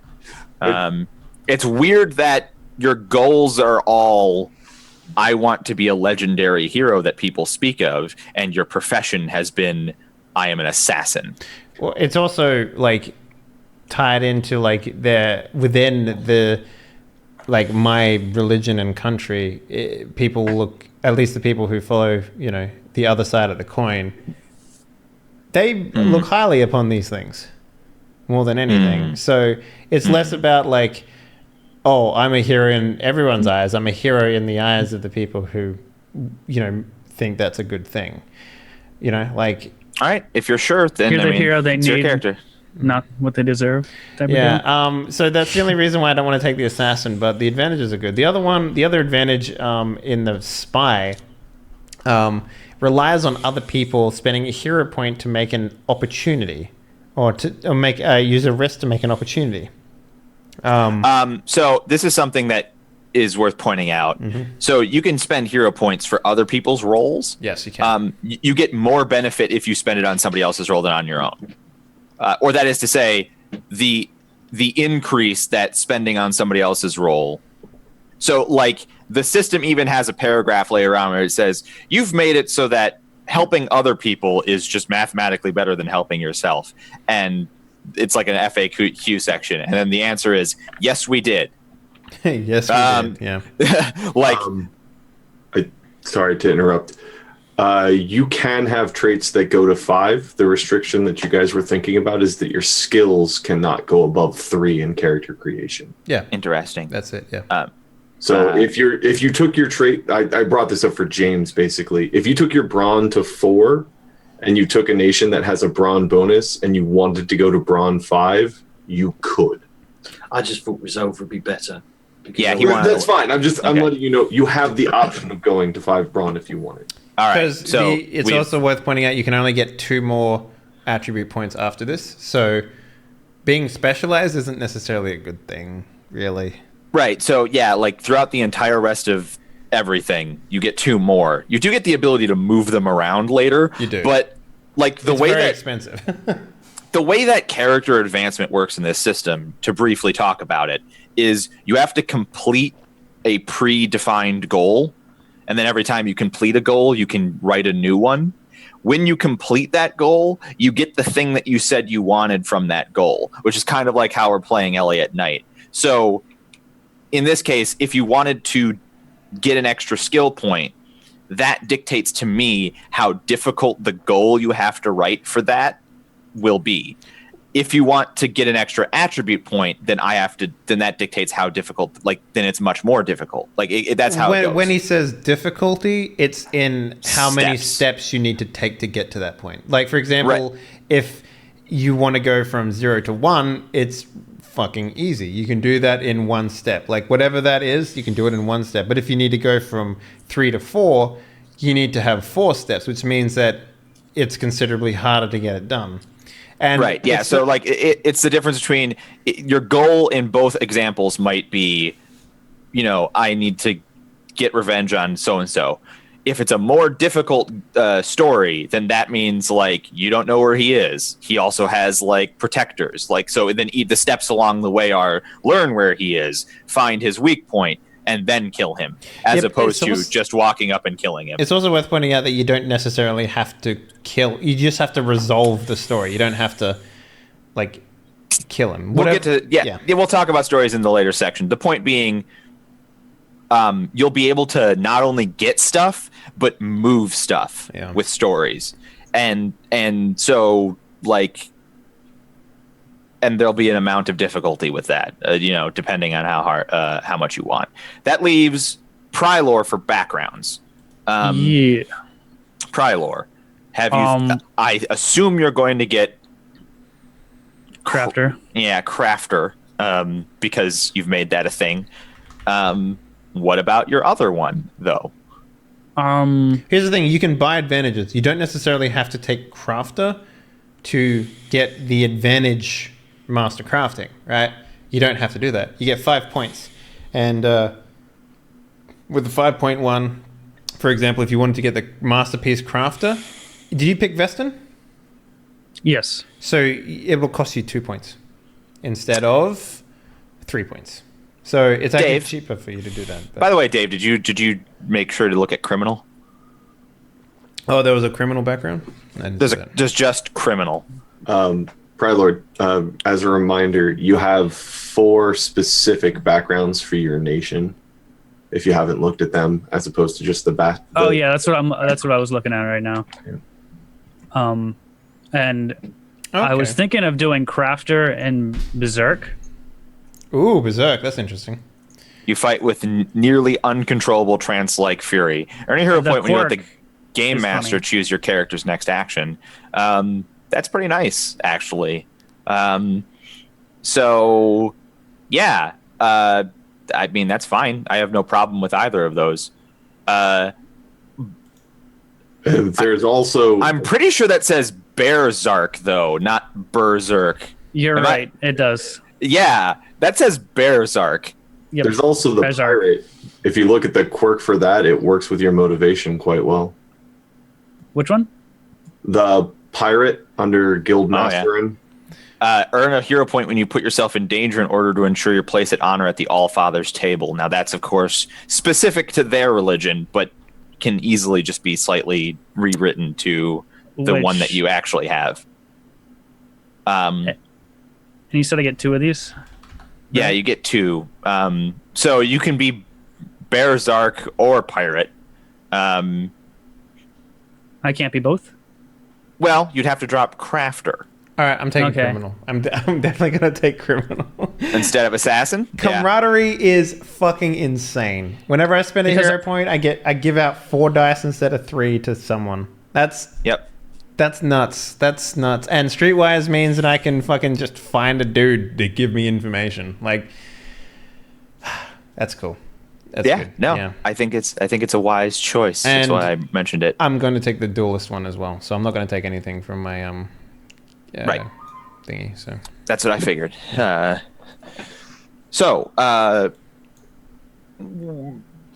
What's the story, Prylor? I'm thinking I like the pirate one and I like the Berserk. But I do craft, and Henley said that I could pick up the masterpiece crafter thing. really cheap, Later. actually. Yeah, you can. No, you get it during character creation. It'll cost you 2 points. Yeah. Like, it's good. It's cheap. Yeah.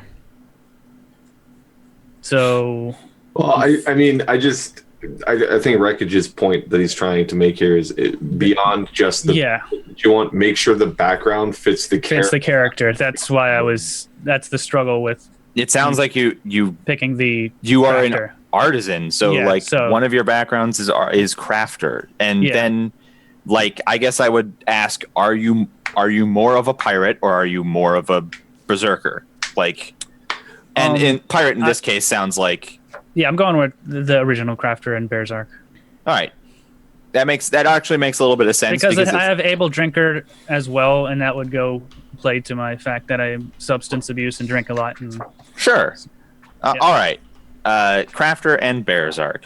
So those are the backgrounds step. We figured it out. We got there, ladies and gentlemen.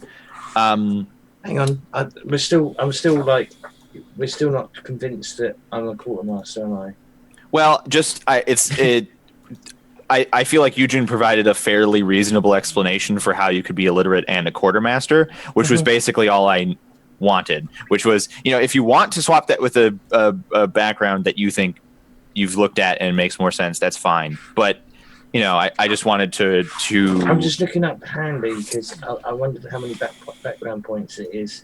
Oh, because you can get it otherwise. Just there's a page called the advantage list in 303, which will give you the cost of the thing and the page for it as well. It's just a straight list of all the advantages rather than having that big going through all the pages stuff. Handy is a 2 cost, by the way. Oh, I might go just for seaman then. Yeah, seam. Go for I might that. have to call him Staines. I might have to call him Staines. This is their name. Mm-hmm. Seaman Staines? Seam stains. Oh, God. Gross. It's We're also all worth very pointing proud of each other. Yeah, it's the best. Oh, With sorry, it's Sailor. Oh. Sailor stains. Oh, anything works with stains. Private stains. Oh, it's shame there isn't a cabin boy because I called him Roger. Roger stains. No. I think this is a joke that we're not getting. It might be a British Roger colloquialism. the cabin boy? Nope. Never heard of it. What did Roger mean in English? Penis. Well, do them. Oh, Don't you worry. mean a rogering? Well, yeah, but you can also just use Roger. I've never heard a penis referred to as Roger. You haven't left America, so it makes sense. Holy crap! Farm Kid is so broken. Is it? Yeah, it's Legendary creepy. trait. Choose a trait. Whenever you roll a risk using that trait, you remove 1 die from your pool. Yeah, That die is always. I'm gonna go for considered Sailor. a 10. I think I'm going to go for Sailor and buy Handy. Okay. So speaking of buying things, step 4 is skills. As we have already briefly encountered, you get several skills from your background. But additionally, you gain 10 points to add to existing skills from your background or to add new skills to your sheet. Each point buys you one more rank of a skill, whether you already have any ranks in it for your background or not. You cannot raise a skill above rank 3 when making your hero. Achieving certain ranks and skills grants your heroes additional bonuses beyond dice. So when you have 3 ranks in a skill, you gain the ability to re-roll any single die. At 4 ranks, you gain the ability to earn 2 raises per set by creating sets of 15 rather than 1 raise per set for creating a set of 10, which basically means, if you have an 8 and a 9, you can make a total of 15 instead of 10, and it's doubly good. And then at 5 ranks, all dice that roll 10 explode, allowing you to roll an additional die and add it to your total. It's... As a reminder, in character creation, you cannot go above 3. Right. So those big fancy things of rank 4 and rank 5 can only be accomplished through advancement. Okay. You get 1 point in every skill, isn't it? Don't you? That's correct, yeah? No. You have 0 in it unless you get something from your background, and That's then you what I have meant. 10 to spend. I mean, I was Right. going to say so all the skills in your background you get. Yep, 1 point. So if it doubles up, you take 2. So. Yep. Skills are meant to be somewhat open to interpretation. These are ways that your hero chooses to solve a problem rather than explicit requirements for success. So, for example, if you need to dodge someone's sword, you can use convince to do it. As long If as you can... have a good explanation. That's right. Yeah. I have to buy it. So you can't be like, I use aim to woo this bonny lass. Well, aim might be you throw a rock at his dueling The hand, hell is tempt? for example. What What? the hell is that? What? The hell is tempt as a skill? Tempt. It's like, convincing Tempt. someone to do something for you. Oh, okay. Tempt people. Yeah. Or, all the many ways in which the word tempt can be interpreted. Yeah. You can tempt someone to drink a goblet filled with poison, for example. You can, it's very similar to convince, but tempt is more like probably monetarily, or like, you play to their whims or whatever. Use tempt to read exactly what the description is. Use tempt when you bribe someone to do something for you that they really shouldn't agree to do. You can also use tempt to convince someone to give you a little alone time, quote unquote. It's kind of weird that they have convince and tempt. It's kind of weird how that works, but it's 2 different ways of like solving a thing. Like I could convince you that you want to do something that has nothing to do with sex at all. Tempt is to be specific, convince is when you appeal to that character's nature, and tempt is when you don't. Yeah. Like tempt is to do something they wouldn't do, convince is to get them to do something that they would, but you have to get them to do it. It's also to make someone believe that they should trust you when it comes to convince. There's a big list of the description of skills, but you don't have to read it. If you're just wondering what a skill does, ask, and I'll read it out for you. I'm done. Okay. You want me to read out what I've got? Sure. Aim 1, athletics 3, empathy 2, hide 3, intimidate 2, notice 2, perform 1, sailing 2, theft 3, weaponry 1. I guess I should probably make it a weaponry higher. I'll take 1 out of hide, put in the weaponry. Use your weapon to attack something with a sword, axe, hammer, or knife in your hand. It sounds like you wanted to be pretty good at that. Yeah. All right. So athletics is 2, hide is 2, weaponry is 3. Perfect. Yeah, okay. And we've got 10 points to spend additionally, yes? Yes. So besides just the 1 point you get in all of your listed skills from your backgrounds, you get 10 to spend. Can't go over 3. Mm-hmm. That's the gist. Yep. And I can put them in things I don't already have a point in? That's right. Yep. You don't need a reason or rhyme to do it. You do need a reason or rhyme to do it. I will probably ask you later. Although that's just me. The mechanics don't say you can only have this if you have a this. But, that's why the game requires you to have stories, because you generally come up with a story reason as to why you have this thing now. So it's good. Sailing is important, by the way. Okay, I'm done. All right. You can read them out if you want. If you don't, that's fine too. What skills I've taken? But yeah, just what like Dave just listed off all the ones he got. Oh, okay. Oh, sure. I took aim 1, athletics 1, which came with the orphan background. Brawl 3. I put 1 additional point in it because I got 1 from being an orphan and 1 from being a sailor. Empathy, I put up to 2, so he's quite empathic.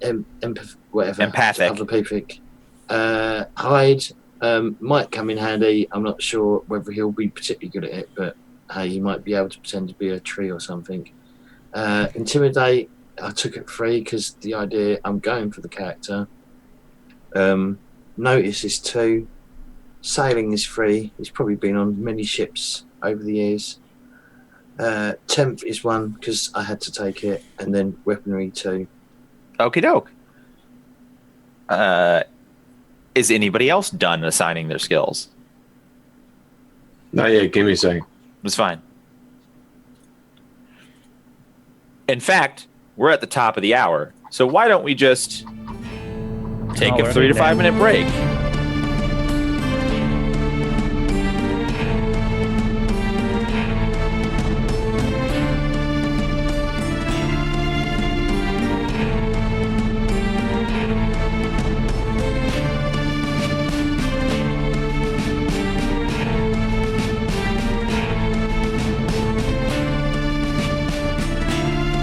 Yujun and Prowler should very quickly read off their skill allocations. We'll start with Yujun, and then we're going to move into advantages after that. All right. Start with the other guy because I did this wrong. Well then, Prylor. Okay, I bumped my aim up to 3, athletics. Wow, okay. Sorry, aim to 2, athletics to 3, Okay. brawl to 3, Okay. warfare to 3, and weaponry to 3. Also, it's worth pointing out guns are very specific in this game. They're not like weapons. They're They are. They are, but like that's how you do. I'm gonna have to. They're a big deal. They're treats a really big deal. Yeah. the game treats pistols as a big deal because if you get shot by a pistol, it's a big deal in the old days. So like they're single shot. They are hand cannonet. They're a lead shot, and if you actually hit, it does an automatic dramatic wound. Yes. Because normally you have to build up to dramatic wounds, but getting shot by a pistol is dramatic, right? And that's the other thing. We'll talk maybe about dramatic wounds. We'll certainly will eventually. I don't know if we'll get to it today. But dramatic wounds are literally what they say they are, as in wounds that advance the narrative by being dramatic, not wounds that are traumatic. Mm-hmm. You know what I'm saying? At the end of every session, you basically reset all that stuff anyway. Largely. A lot of stuff gets reset. Yeah, I mean, you can spend hero points and time in the game to, get rid of it, but pretty much all of it resets at the end of the session. Anyway, Yujun, did you fix it? Yeah, I think so. What did you do wrong? So I thought that the 10 points that you got for skills was what you used to buy advantages. So I was jumping ahead and not getting many skills and buying advantage. No, you get 10 points points for to buying advantages. 2 5.1s, please. Let's go. Yeah, well, I didn't actually do that. I put some points into it. Doesn't matter. I've now put my 10 points into skills. So we got there. It took me a little bit because I'm dumb. But so I've got 1 point in athletics, 3 points in brawl, 3 points in convince, 3 points in empathy, 2 points in notice, 2 points in perform, 2 points in ride, 1 point in sailing, 2 points in scholarship, a point in temp, and 3 in weaponry. Interesting. All right. So those are skills. They will be talked about and featured a lot more heavily during play. Yes. The next step in character creation is advantages.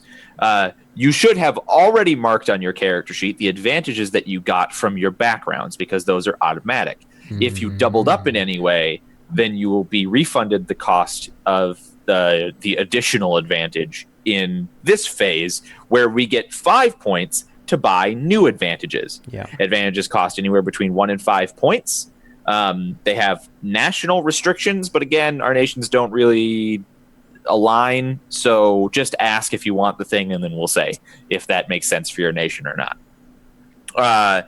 The other thing to be aware of is that next to the title of the advantage, it might have a K, which means you'll have to spend a hero point to activate it. Yep. And if it has a little dude next to it, you can only get this advantage at character creation. Mm-hmm. So things like large and small, which obviously cannot change between, sessions. You can get smaller. No, it's not a girth size. It's a height size. I mean, you can lose all your legs, right? But That's what I'm saying. then you just, yeah. They called me Stumpy. Okay. It lists them in order of cost, as well as Yeah, so 5-point advantages, you can only get one, obviously. There are some in here that are pretty interesting, like Cedar, for example. It's like kind of only Vestin only, which is kind of interesting considering, like, yeah. And what does that one do, Dave? It allows you to change people's reputation. You spend a hero point to make a speech about another character. He gains 1 rank reputation as an advantage of the same name. Vestins are gossip mongers. That's right. In the actual 7th C setting, they are gossipers, which is cool, but also not in this setting. Yes. Oh man, the alchemist might be cool. That's something only my race nation can have. Something like, using like a smoke bomb to get out of a situation. That's well within character. I need to read Alchemist, though, because it might not Spend be. a hero point to produce an elixir or potion that provides immediate benefit. Using alchemical concoction requires a raise during an action sequence or dramatic sequence.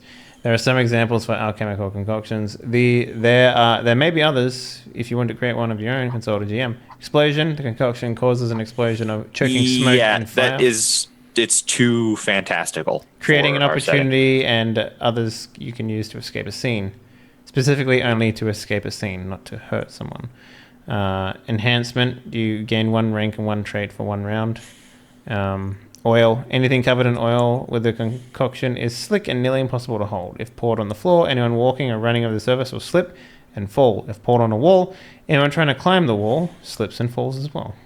So, Yeah, Alchemist is fantastic alchemy, not realistic alchemy. Oil doesn't seem that... you can make a smoke bomb. That's... Well, sure. Some of the things that are under alchemy are realistic. Some of them aren't. You could just say the constraint being that it's required to be realistic. So all right. I'm not going to take it anyway, though. So Well, some things that's worth pointing out. Dynamic approach is really strong because let's say you're in a situation and the scene changes. If you're going at it socially, if you were to say pull out your saber and try and attack someone, it's going to cost you a lot more raises to do that. And raises are like how you do things in this game. So being able to dynamically change your approach. that's the sort of thing that fits with your character that you've built so far. It does, yes. But, the other things that I want to take are things like, immunity to poison, I considered it, but I couldn't come up with a good reason why. Poison. An assassin has a pretty good reason because they do. They've spent years building an immunity. But he didn't take assassin, he took criminal. Yeah. Oh, that's right. Well, then it's less hard to justify, but whatever. Yeah. I'm going to take psst over here, which is a 2-point advantage. It's very strong. I'm ready with my advantages. Oh, what are you taking? I'm taking Together We Are Strong, which is a 5-point advantage, but it costs 3 if you are from the Sarmaritan nation, and I think it works well with my character.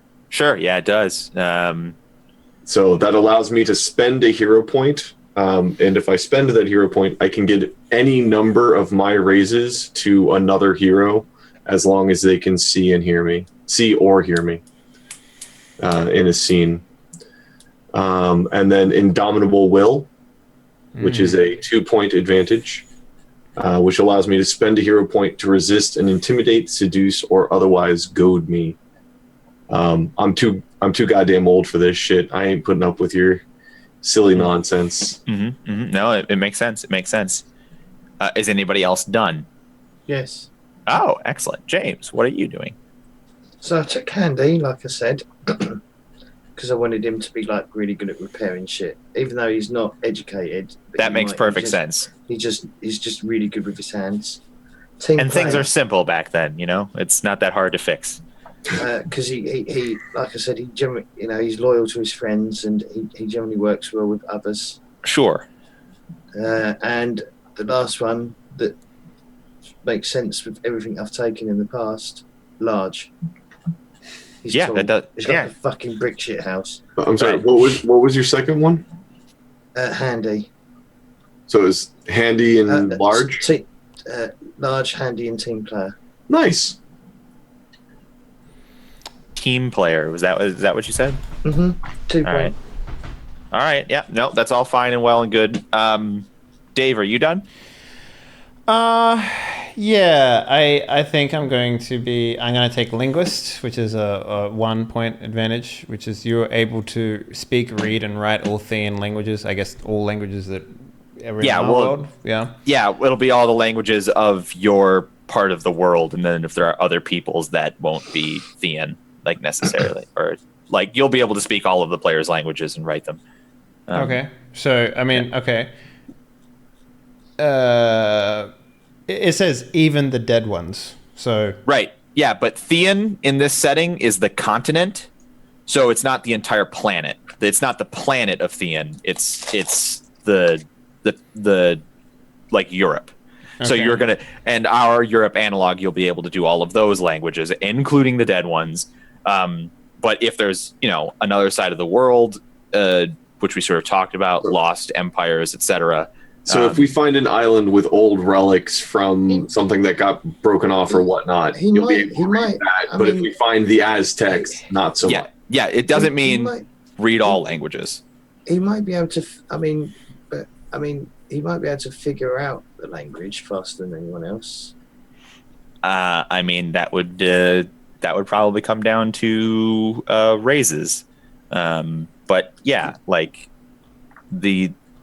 I'm just pointing out that in this, like that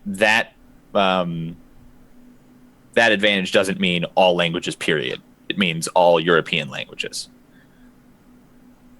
Which is still pretty good. It's still really good. okay, maybe. I mean, that makes you fluent in 5 languages off the bat to include any dead languages? That's pretty good. Yeah. And as we've already established, a lot of the islands are islands that have already been culturally influenced by your peoples. Like, they're not all like Caribbean islands. Like, if you're thinking about our planet, and it's like, oh yeah, all of Europe was already discovered, and that's it. It's like, well, a lot of the islands are European because it's just a planet of many islands. Okay. Okay, so I'll take linguist, I guess. I'll also take ordained. It's just 2 points if I'm Castilian, which I am. You can expect refuge, a place to stay, and hot meals in any church. You also have access to many, but not all, of the church's libraries. Finally, you gain 2 dice for any social. Do you know what ordained means? It means you're a priest. Interesting. I thought Did you? No, it does. Ordained means you went up through the. I honestly read this stuff here, so but yeah. Or ordained means that you are a priest, that you went up through the monastic, the menage a trois. Yeah. Right, you went up through the ranks and are an ordained priest, is what that means. I mean, I could be a priest of the other side of the coin. Right, you could be the priest of the pauper god if you want. I'm just saying that's what that means. Like, that's the implication with that advantage. So, yeah. Okay. All right. And that would be ordained in the pauper god. So, like, it wouldn't apply to the other god of the you wouldn't be able to stay at any church's library or whatever. It would only be the pauper god, and sort of like the Dark Brotherhood or whatever from Skyrim. Like, you'd be able to stay at all those places, but not just any church. Period. Okay. It's a weaker advantage in our setting, because in the standard book setting there is already only one religion, so it applies to all churches. Henry, did you take convince at all? I'm not a convincer. I was just wondering, because you could be a confidence trickster as well, which would then fit with the character. Just basically blag your way. You go, yeah, I'm part of this church. Maybe, but you're right about it not being like the religions are all different and stuff. So yeah, that's a stark difference. Come back to me. Yeah, I would be willing to make ordained like a 1 point Thieves advantage. Guild. I'd be willing to make ordained a 1 point advantage because it only applies to one religion, and we have established that there isn't only one religion in our setting. Sure. So you can consider it. Prylor, are you done with advantages? Have you chosen yours? Yeah, I was thinking of taking. I'm taking you with me, which is a level 5. It was originally on the pirate one, but then you didn't go with pirate. So then, yes, I see what you're saying. But it's 3 if Western, which is what I chose. So spend a hero point to have all damage you do this round increased by the number of dramatic wounds you have. Right. So pretty much if I'm wounded, when you're on the verge of death, you can. So you for can also every kill. 5th wound you take a dramatic wound, I think, or is it every 4? No, it's every 5th. See at the top there, how it's got 4 dots and a star. Right. Yeah. That's your health bar. So the way that it works is, let's say you take 5 points, so you go up to the star, and let's say at the you'll heal 3. The star will remain filled in because that's a dramatic wound. It doesn't just go away. Right. And then if you get shot, Yeah. it goes straight to the next dramatic wound and is Yes. filled because it's a bullet and it's an automatic dramatic wound. And there are explosions, I think, like fire, like the system is basically like things that would dramatically wound you do so automatically if they occur, right? Like so, and then everything else is like a gradual build up to that number of wounds. Right. I think that means you can basically use 3 at any one time because if you're at 4, you're helpless. So you could never deal 4 extra damage to somebody, because you would be you'd be full. But you could deal 3 extra, which is quite a lot. And then for my 2 remaining points, I was going to pick Indomitable Will. After another character attempts to intimidate, seduce, or otherwise goad you, spend a hero point to automatically resist. You guys are going to be really good at that because you're the second person to take it. And that's a 2-point advantage, so you're all done. Mm-hmm. Dave, that leaves you. Yeah, I'm still looking because I'm kind of looking at like everything from a perspective of like what my guy can do. Streetwise? I already got it. Yeah, I already got it. So what I was thinking was like, I really like, Psst over here, which is good. Right. You've already had that. Yeah, yeah. Or you've already bought that. I'm going to buy that. That's my first 2 point. You already have theft from criminal, I assume. Theft is a skill, not a advantage. Oh, right. Never mind. Sorry. I was thinking of taking reputation as well. You already have got it. I don't have got it, no. But that might be one to consider. yeah, it's expensive though. You would determine your reputation with a single adjective. When you use your reputation to your advantage in a social risk, you gain 1 bonus die. Yeah. A hero can only buy this. A hero can buy this advantage each time, but each time she does, she chooses a new reputation or to increase the number of bonus dice she gets, she evokes the existing reputation. So, if you were to take reputation, what word would you use? Well, that's the thing I don't know. The other one I was thinking of doing was Valiant Spirit, which is you also... begin each game with 2 hero points instead of 1.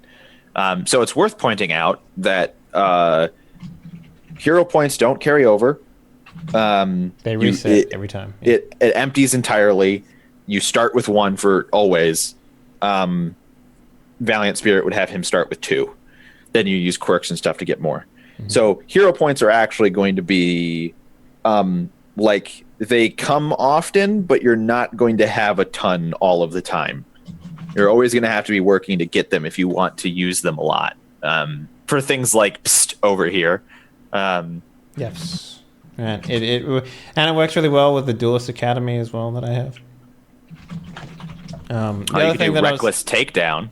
Well, I was also thinking either a brush past, which, pickpocketing, or a signature item as well. Mm-hmm. But signature item is like... it's expensive to use in game because you have to spend hero points to do things with it. So you can spend hero. Well, so choose a specific item that is important to you. Describe it. Describe why it is important, and maybe give it a name. Then you can spend a hero point to recover it if you've lost it. Mm-hmm. So you can always get it back. Gain 2 bonus dice on a risk when using it. Attack a foe to deal wounds equal to the raises you spend plus your highest trait when using the signature item. So, like, if it's a weapon, if you have, basically, if you are Indigo Montoyo and you have his father's sword, then you can deal a shitload of damage to somebody. Yeah. And prevent a number of wounds equal to the raises to spend your highest trait when using a signature item. So, if it's like a shield, like Crest of your father or whatever, again, same diff. You must always describe how your signature item helps you, and it must make sense for the item to gain you any bonuses in this way. So again, you can't prevent wounds if your signature item is a locket or something. You can't deal wounds if your signature item is a piece of armor. You could punch someone with it. But anyway, the other one I was looking at is patron as well.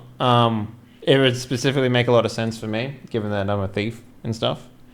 It supplies you with steady employment. You begin each session with 1 wealth. I'm going to say you're going to want to shy away from that one because that one is designed for the continental adventures that people are having in the base game. You might be months and months and months at sea away from your patron in this game, so it doesn't make sense that you would get 1 wealth every session from them. The other one was rich as well. You could just be rich. You know what? Let's just go with Valiant Spirit. I don't know how useful hero points are going to be, but having an pretty useful. Might be really good. And then I'll just take Linguist as well. Okay. All right.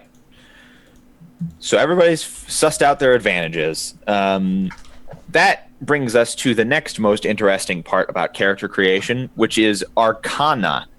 But Wreckage, we aren't doing magic and shit. But Arcana isn't magic, person who said that. Shut up, by the way, that person. Yeah, fuck you, first of all. Second of all, Arcana, it's called this because they try with this game to huck a bunch of stuff at you, including basically a tarot deck for doing this part of the game. They call it a sortie deck, but it's tarot cards. It's a way to randomize your hubris and your virtue, which are ways to get hero points by playing to them. But when you don't have the sortie deck, you just choose a virtue and a hubris from the list below. you they Well, also have like special powers too. We sometimes. could just do it randomly, assign a number to each of the sorties, and then roll a dice, and whatever number we get, that's our bit and bobble. I mean, we could. I don't see the advantage in having it randomly assigned, especially because some of these can be very antithetical to your character. Isn't it designed to be random though? No. Okay. I mean, it says fluff that hippie noise. It says that you can do it randomly. It doesn't say you have to buy our deck and spend extra money and assign it randomly. It just says if you don't, just choose them from the list below. That fluff random. Yeah. You may activate. So virtues and hubrises each have activated abilities. You may do it. You may do the virtue once per session with no cost, but it might require special circumstances. And you may activate your hero's hubris once per session. And it gives you a hero point because it's usually a bad thing. And also the GM can offer you a hero point to force you to activate your hubris in a place. Like, you know, if your hubris is explore things that you shouldn't, and everybody walks past the clearly like trapped door or something, and I could be like, hey, you, June, your hubris is explore things you shouldn't. Want to explore that thing that you shouldn't? Not really, but okay. Right. I mean, for example, the war would work really good for you, James, because loyalty is a hubris. The what? The war. What one? The war. Activate your virtue the first time you take a wound. Wound a villain during a fight to make her take a dramatic wound in addition to the wounds you'd normally deal. And the hubris is... I need to point something out. Mm-hmm. Since we're not doing the sortie deck, you do not choose a title and get the virtue and hubris underneath it. You choose any virtue and any hubris. Oh. It's only the deck that organizes them in this way. There was 3 that I was looking at anyway. So I was looking at possibly the road would fit the character. Well, again, you don't need to choose the. Okay. You can choose any virtue and any hubris and combine them. All right then. So I mean, you can choose one of the cards if both of them are what you want, but you have the freedom to choose.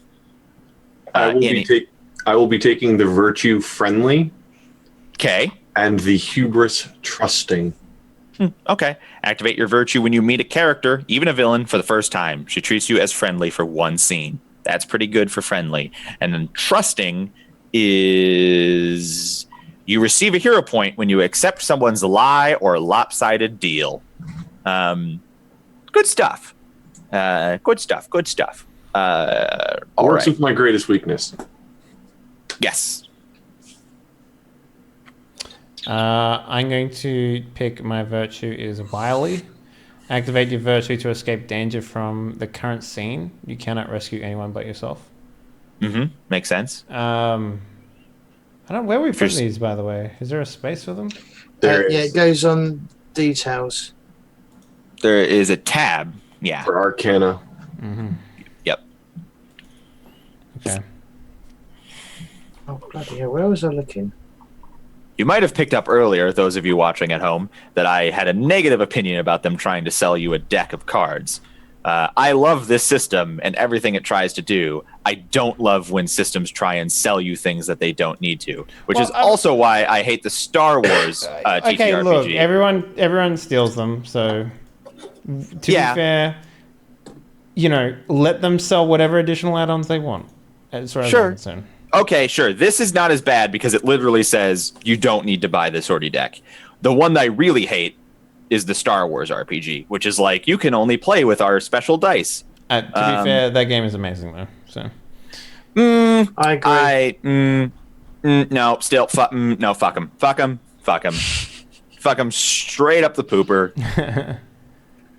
So I'm either going to take Star-Crossed, okay, ambitious, or curious for the hubris. Well, let us know what you decide. Well, I mean, I want to get some opinions on this. You receive a hero point when you investigate something unusual, especially if it looks dangerous.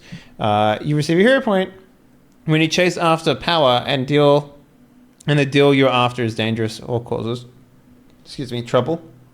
Or you receive a hero point when your hero becomes enamored, falls in love with. Yeah, with someone she really shouldn't. Well, none of those things strike me as what you've talked about so far.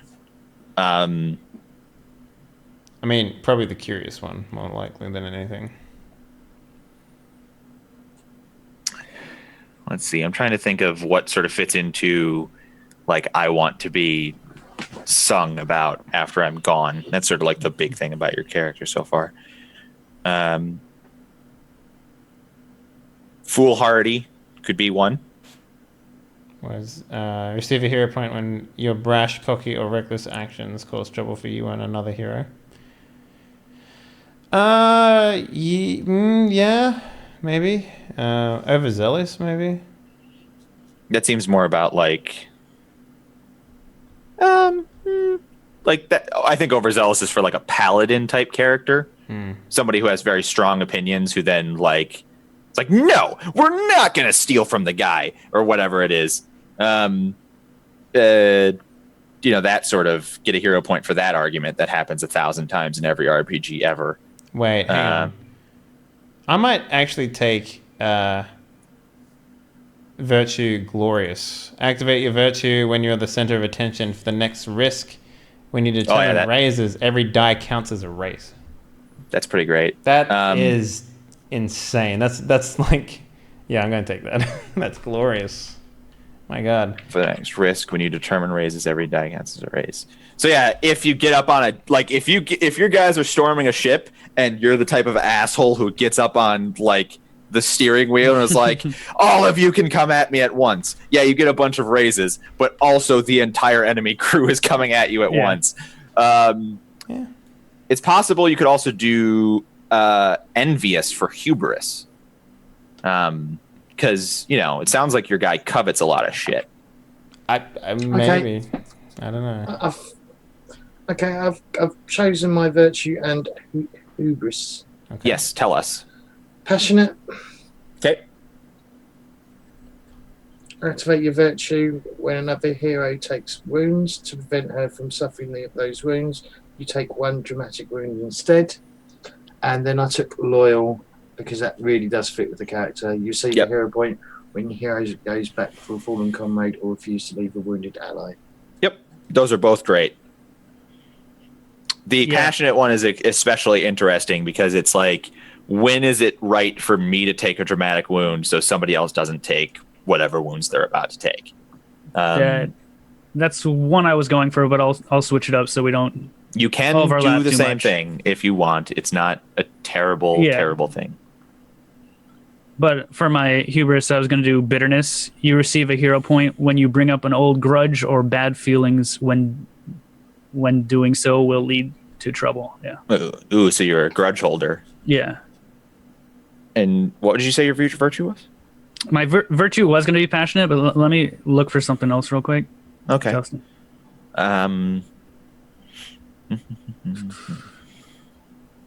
Envious. If any of you have any ideas? What sort of character are you going for? Maybe arrogant, because you're berserker, right? So. Which one's arrogant? You receive a hero point when your hero shows disdain, contempt, or otherwise looks down on a villain or someone that could cause harm to his friends. That's not really a trait of a berserker. That's like an anime trait where you're like, huh! Exactly. Your attack is no good at me, for I have the. It'd be more of like a. Are we looking for a virtue? Yeah.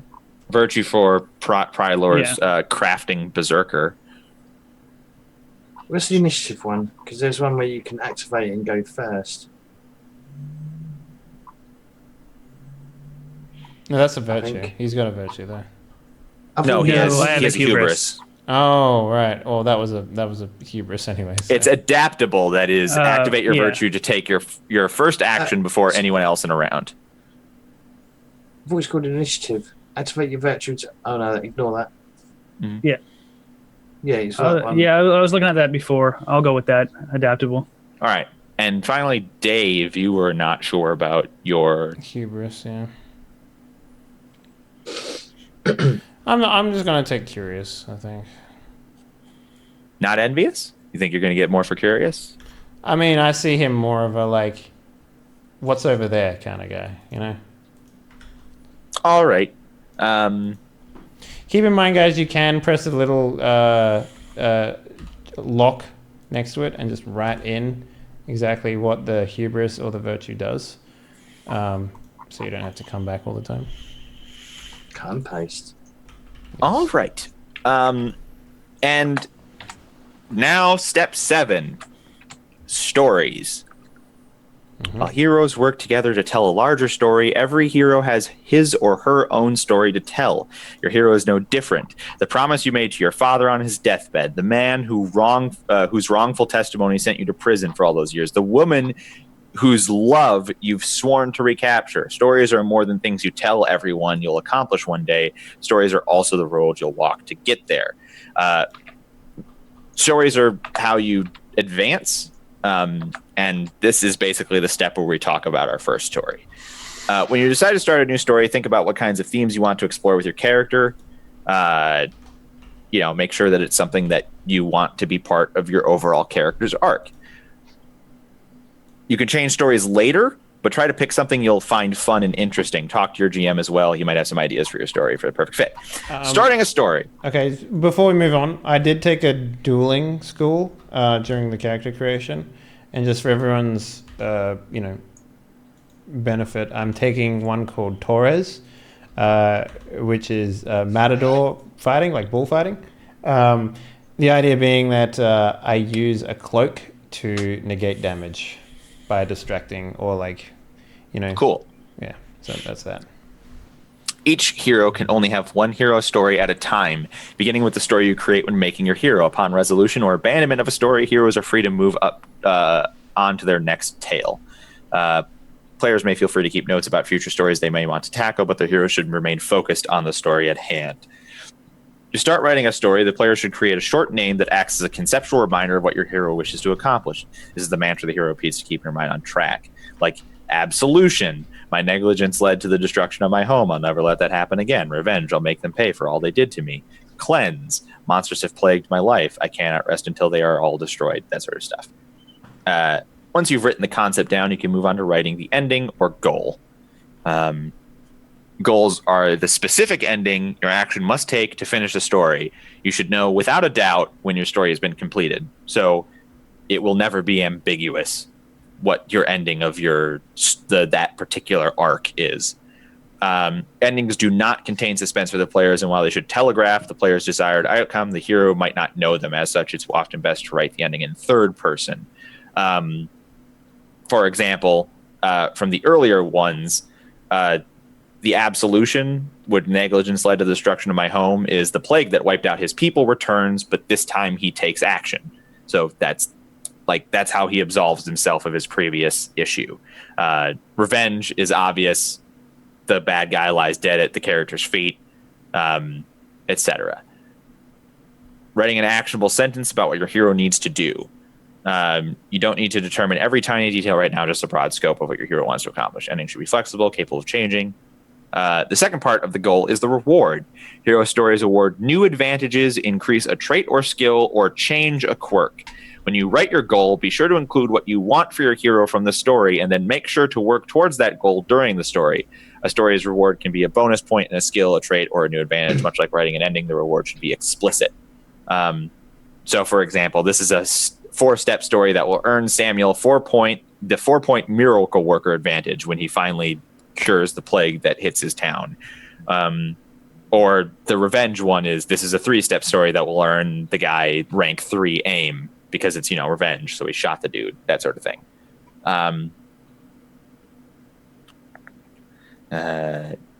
Knowing the goal to help during ending, during hero creation. And whenever you create a new story, you only need to know the next immediate step. So if we say something is a 4-step story, you don't start by writing this is step 1, this is step 2, this is step 3, this is step 4. You'll just know step 1. And me as the GM might have an idea of what the next steps would be, but you just know what the next step is. How do we pick so here's the thing, you're making us make stories, but we don't know the situation we're going to be in at the start of the game. Yes, but you're going to know your character's history up until this point. I would imagine the first story would probably, and please correct me if I'm wrong, Dr. Wreckage, this first story would probably be what took you out to sea this time specifically. Yes. Like that's a great way to do it. Or like that's what I was thinking as well. Because remember, we're going to start with you've gone overboard at sea. This first story should be something about your character's past and current goals that are irrelevant to the fact that we are starting en media res with something else. Because remember, you can always change the story you're working on. So we're going to put together a story, and this is going to be really helpful for character creation.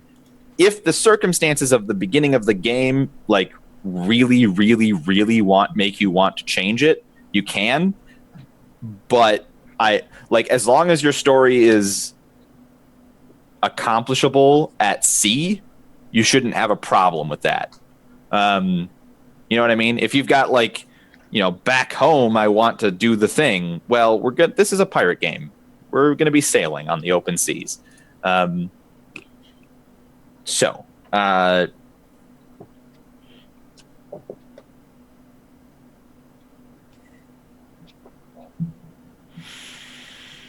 There's also a list of what various things cost. There's also a list of possible suggestions for stories. There's a list of example stories as well, but this is pretty open-ended. So this is one that we're going to have to probably work on together, and then we're going to be pretty much done. With the stuff that needs to be streamed, really. After that, there's some housekeeping, how much wealth do you start with, and that sort of stuff. Mm-hmm.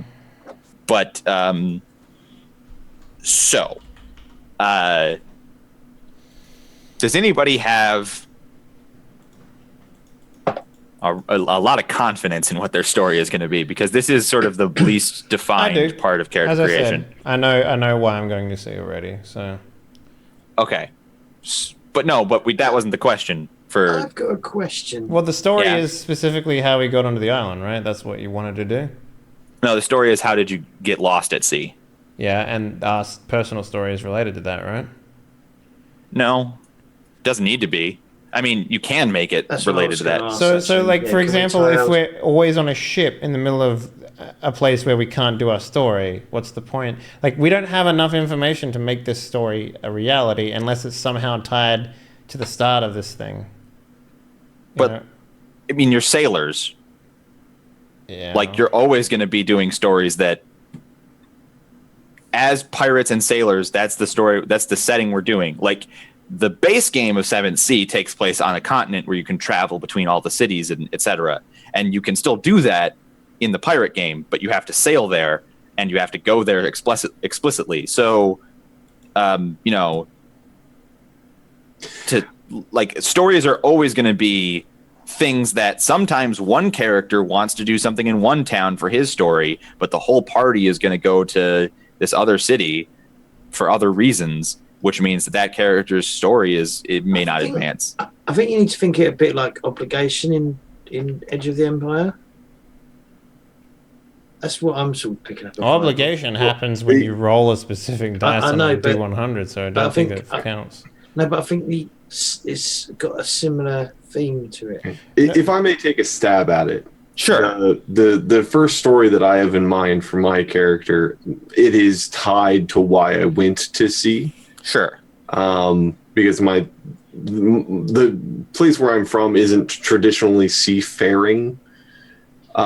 Basically, the village group that I'm from got raided. Mm-hmm. They took a bunch of livestock and food and a couple of people that didn't get away. So we gathered up a militia and decided that enough was enough, and we were going to actually chase them down. Okay. So my first step of my goal would be find out who, or the first step of the story would find out who raided us, and possibly the end goal would be the return of the goods. And people. So one of the goals has to be what you get, right? When you make the story, you say, what is the character advancement that I'm going to get? Yeah. What are you thinking for this? My hope is I'm hoping to get the skill rich, as for getting Reacquiring all of the wealth of your people to bring it back. and getting the reward for taking on the pirates and whatever, because I'm overall trying to take care of my family. Right. So this raid like crippled your village, and so you need to go and get the stuff back, or maybe just get other stuff to replace it, like depending on how it works. So for your concept, your one sort of your sentence, well, what are we thinking here? Revenge isn't exactly right. No. Maybe sustenance, or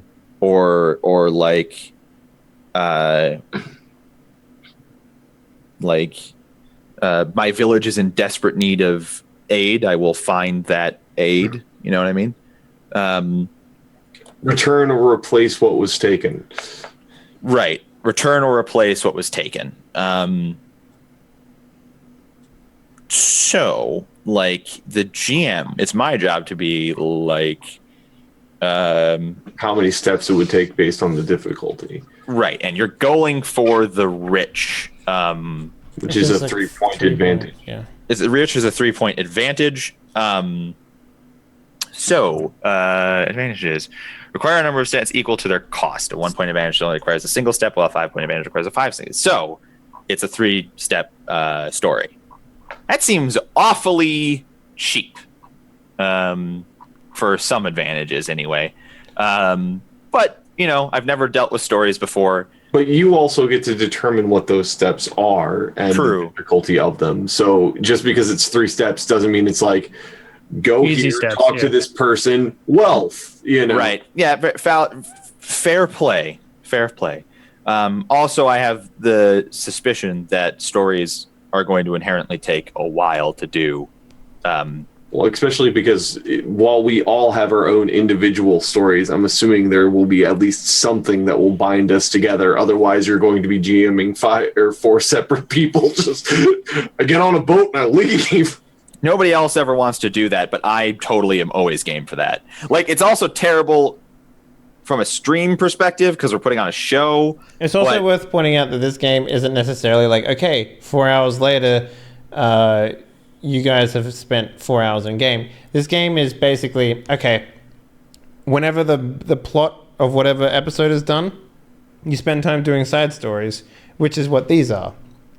The way they describe it in the book is that if it's a personal thing that you need to do, you go and do it. And it's not necessarily you spend an hour doing it. You spend maybe 15, 20 minutes elaborating on the story and progressing through it. It's not necessarily like, for example, recovering your wealth. It shouldn't take longer than half an hour to do whatever that is, right? So that's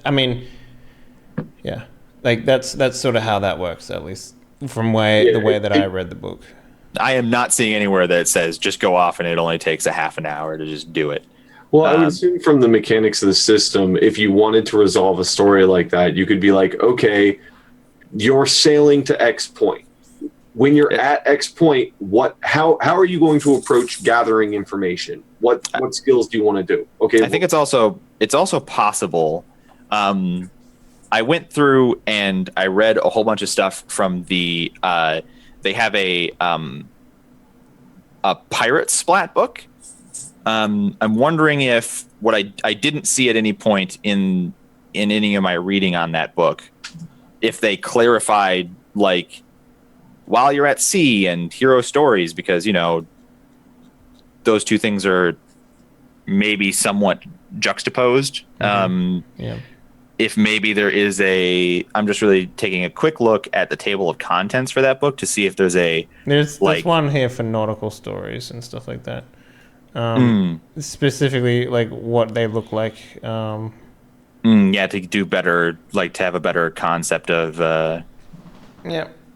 Like for example, like you know, you can do curses and stuff like that. You can. Oh, we're gonna do hella curses. Like there's actually like stories here for cursed things and, you know, things like that. Like this is also like the least defined, most interpretable part of this system, and none of us have ever played before. Yeah. So, like we should all be prepared to do this wrong the first time. I mean, and that'll be okay. Yeah. And prepared to do it wrong every time. Maybe we could keep our first story simple so that we get used to it. Well, Eugene's is perfect, I think. Like that is something that he has to go sailing to do that. They were, piratical raiders, so he has to go out and find them. They took people that he needs to get back. So he either needs to come back with enough money to replace those people or find those people. Like, so that's a very much I have to go to sea. If other people just, I want to go to sea and find something nobody else has found before would be that'd be a fine story too. Yeah. Those are ways to phrase and think about it. Okay, I know what I want to do. Sure. What is the concept? I want to join a secret society. All right. Because you didn't end up joining, you didn't do one in character creation. No. So what might this be then? Brotherhood? I want to join I want to feel like I belong to something larger than myself. I want to join a secret society or a conspiracy or something. Yeah. Maybe I'm imagining this is how I get my reputation, sort of thing, right? Okay. What is the ultimate reward that you want to get from it? Well, I don't know if the reward is joining the secret society or if I can just join it. I don't know how that works.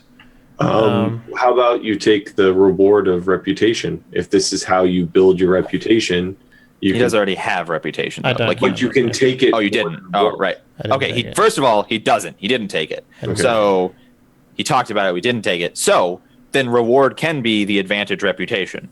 Okay, but how do I join the secret society? Yeah. According to the rules, it costs nothing. No skill points. Free. Yeah. So maybe the reputation is within the secret society. I'm not so much worried about that. It's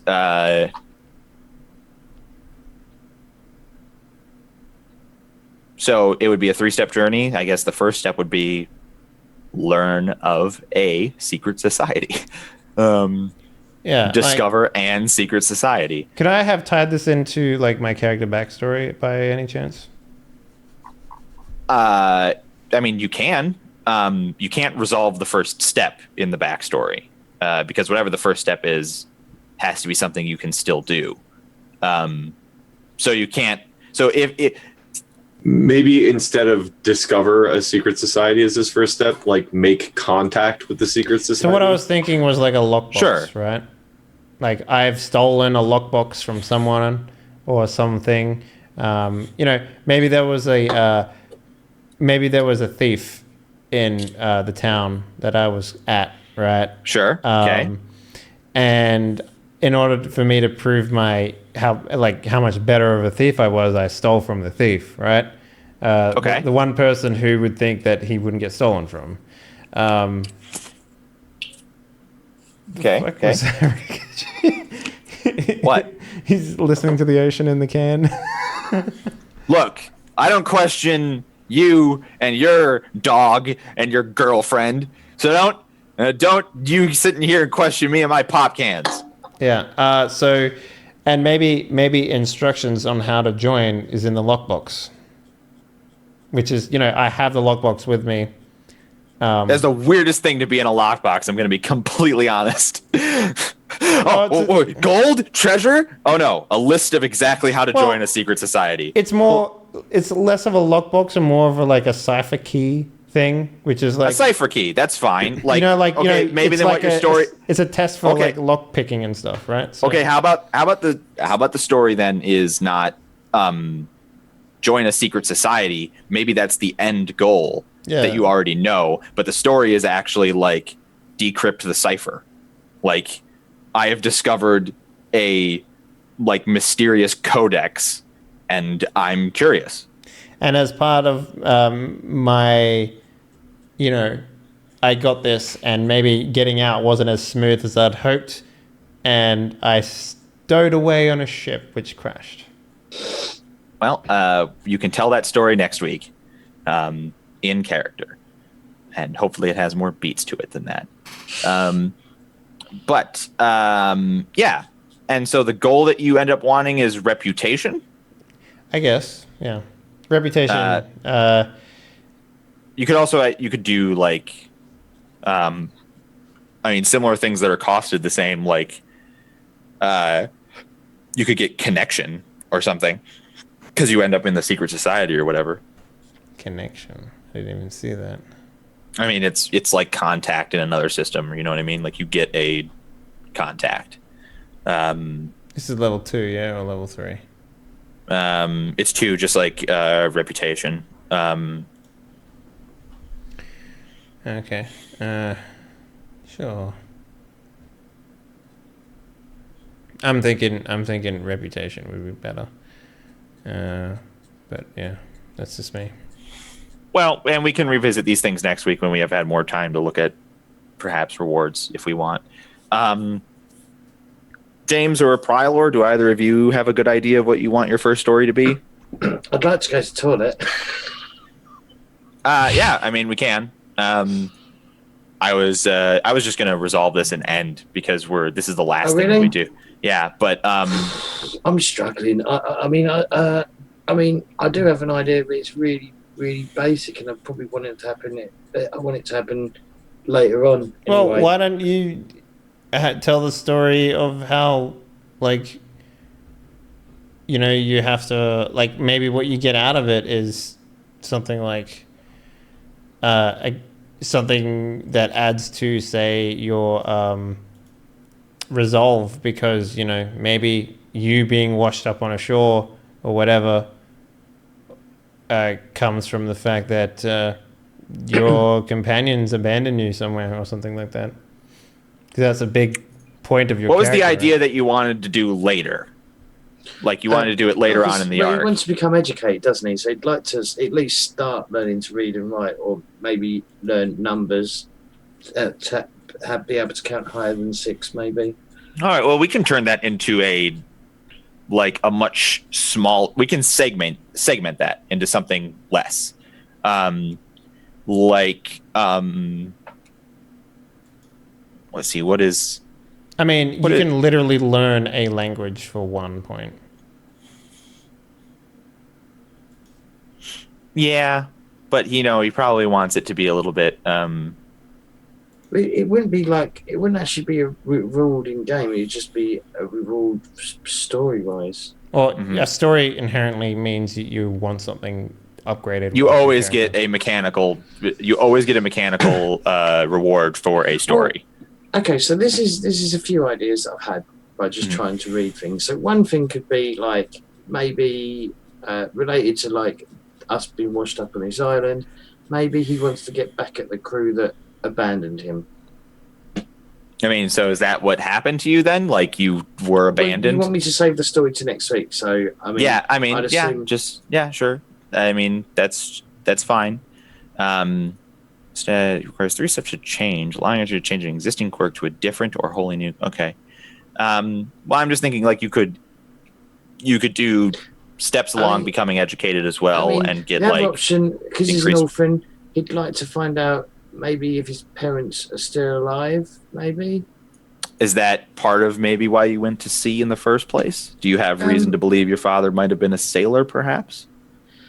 He doesn't know, because all he knows that he was left in a basket on the at the orphanage at the door. But also, he had an eye patch on, so obviously his father was a pirate, right?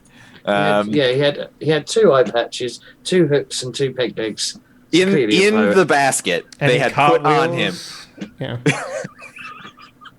they call him Cartwheel One Eye. And a baby parrot. Yeah. Yeah, but I mean, if this story's like the story's for like advancing, basically, isn't it? That's what the story is, advancing your character to make him better than. Yeah, but it doesn't. It's rather than just getting XP and spending XP. You do these stories to get specific access to get these certain things. Yeah. So, like, you could even work backward from the next thing I want is. I mean, the other option would be he wants to make actual friends, like people that will be loyal to, will be like not look after him, but be there for him, not fucking throw him off the ship because it's fucking funny. Well, there's a 4-point advantage called Trusted Companion.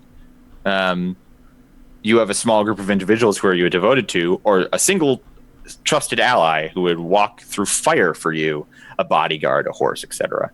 If your allies, yeah, I mean, why not? If your allies directly aid you in a risk, you gain a bonus die if you describe specifically how they aid you. If you send them out to accomplish something else, they need to make a risk, and they roll 5 dice. Your trusted companion can take 5 wounds before he becomes helpless and will more than likely require you to rescue him. So that's basically like have an NPC. The other thing you can do is just increase your empathy higher, or like your resolve higher. Like, you don't necessarily have to take a trait every single time. You can just take skills. I know. I understand. I think what he would, the first thing he'd like to do, is to like make friends with this crew, with you guys. I mean, that's what would be his goal, to become like. Yeah, and that could just member.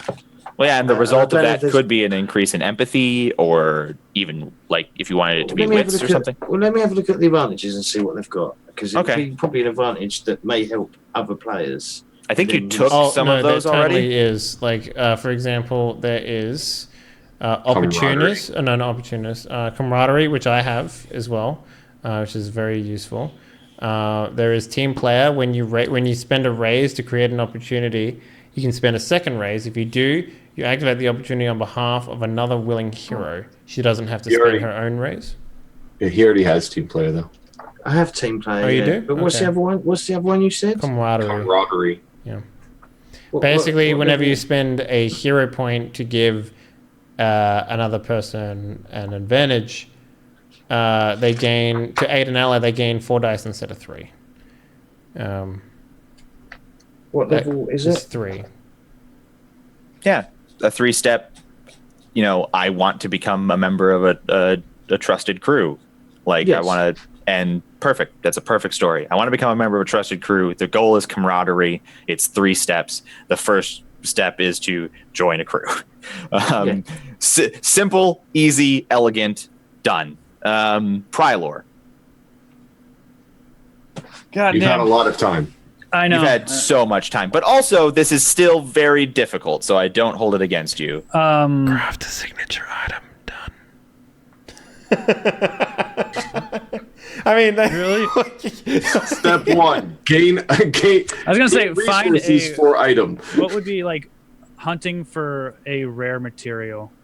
Okay. So yeah, like I'm wanting to create. I want to create another. What is it like? Can you be specific? Weapon, armor, shield. If you take crafting a signature item, it's 4 points, right? He already has it. You can always craft another one. You can give it to other people. Like, it doesn't necessarily have to be I'm saying. What you're saying is the reward is literally signature. It's called signature item. It's literally a 3-point thing advantage. It's called signature item, and part of that could be finding a special material. Special material that could be a step along the story. It doesn't necessarily have to be the result of it, but yeah, that's perfect. Like a 3. I like that. The 3-point advantage, the goal is signature item. The actual mantra is, I'm going to craft another masterpiece. The first step is find a special material that will set my masterpiece apart from other works. Perfect. The meteorite perfect, you folded perfect, 3,000 times. Perfect. Fold a meteorite 3,000 times, and also it's the sword of your father somehow. The meteorite is your father. You're going to go dig up your father and use his bones in the sword. That'd Gross. be wicked awesome. That'd be wicked gross. Also, not terribly good. Calcium is not a horribly good material to put in. Unless it's Not just really. like, unless you know, the very thin membrane in the sword itself is on actually the tang. yeah, on the tang. Yeah, sure, why not? Fuck it. In the finish him justly little swivel bit that you throw at someone. Dunk. All right. So, the only thing that's left in character creation is called details, and it's all bookkeeping. It's like, which languages do you speak, because you have this number of languages when you have this many wits. Like, you know, you can join. Can we agree that our world has a common language? Yes, you Okay. you can all speak common. Yeah. It's an era that would have a common language at this point. Like, you know what I mean? In the same way that English is a common language, in that many people who have to do business would speak English, etc. Spanish is Well, I common as mean, well. we went with the whole used to be one continent, then got smashed thing, didn't we? Yes, but like in prehistory, not like Yeah. recently. So long enough for distinct languages. There might be a so root I'm language. saying like each continent probably has their own language, but they probably have a root language that they can communicate in. Is that how Latin worked for Europe? No, but this is a game where we have 4 people from 4 different countries, and most of us only have 2 wits. So unless you want us just sitting on the boat going,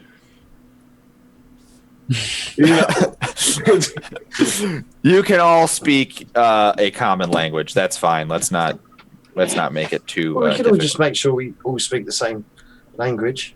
You all speak your continent's language, and then Pereza or something. I mean, Pereza's probably the common language since it's the mercantile nation. That's worth considering. Like, everybody who does business in Parisian. Parisi. Maybe it's something we can talk about. I was just going to end the either session that here or the because wealthy one. this is all bookkeeping that isn't interesting to put on stream in any way, shape, or form. You should all read this chapter. Right. Character names. That's probably important. Name your characters? You can come up with a character name over the week as long as I know it before the start of the first episode. So put it on the sheets. Eric. Bob. Stan. Stan. We're a farming nation. We have Eric. simple names. My name is With a K or a C? Roger Eric with a Staines. C. Oh, You lame. going with Roger Staines, James? No. Okay. Sorry, they were. I figured I'd leave the Cockroaches. K names to you, Prylor. Oh, I came up with a name for that other character, by the way, that is in my backstory somehow. Sure. Isabella Penne. Penne. Penne. Banana. Mm-hmm. Penne. The second Dave said that, I was like, I know what word he's reading and doesn't know how to read. Look, motherfucker, I'm in a country trying to learn another language. Everything is confusing to me right now, okay? I mean, there's corn on pizza. It's upside down. It's raining dogs and cats. You know, the word pies in English means dog in fucking Polish, okay? Get off my fucking back, motherfucker. I will come at you. The word I in English means and in Polish, okay? I will slap you with this fucking knowledge, bitch. Okay, Nice. at least you're making progress. Kurwa. Right. So, that was character creation. It was probably one of the more involved and I'm gonna say difficult character creations that I've had to do in a system. There's a lot of talking about things. Yeah, I like it. It's certainly been the longest character creation we've ever done. I don't know. The Cyberpunk one, I think, stretches further than this. But Well, yes, but Cyberpunk was written in the before time. Well, don't forget, we ripped out the entire system, which probably complicated things in the first It place. did. That's true. It's probably a lot easier to just be like, I'm from Castilian, and that means I get this and this. I mean, that's basically what I did. So Yeah, I mean, to some extent, we did complicate things a little bit more. But even so, I don't think we lost that much time to that. vis-a-vis. Accordingly. I'm just looking forward to it. I'm looking forward to interacting with the characters. I'm a little hesitant on how the stories are going to work on a ship, right? Like, we'll find our footing on that. Yeah. We'll find our sea legs. Oh, shut up. Oh, shush.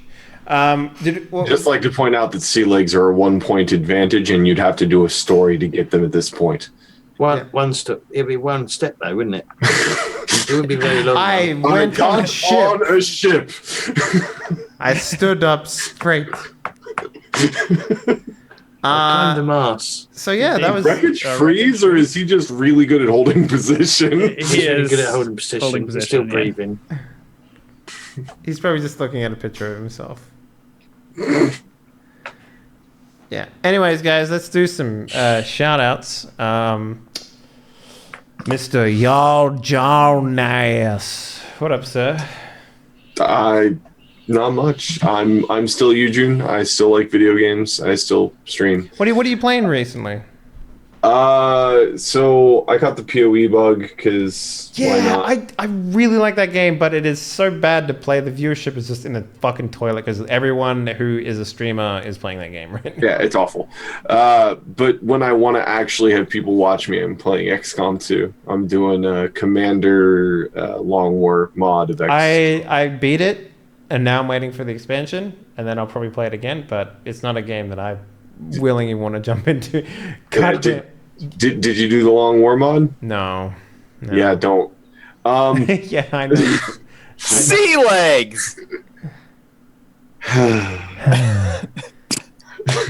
You know they nerfed rangers in the expansion. Yeah, that doesn't surprise me. They got rid of shotguns, they're getting rid of like the bonuses that you get for swords. It's dumb. Well, I mean, yeah, it was the whole melee shotgun thing was supposed to be like risk versus reward. Like, oh my goodness, I'm really close. You can stack crits over 100% with that. Yeah, but with crit stacking and the ability to like keep attacking when you get a kill at melee range, you're just like, well, yeah, it would have been dangerous, but I murdered 10 of them in one turn, so I guess I just win now. And also this sniper that I put behind like a high cover wall and is supposed to have like a 90% chance to dodge attacks just gets hit every turn anyway, so...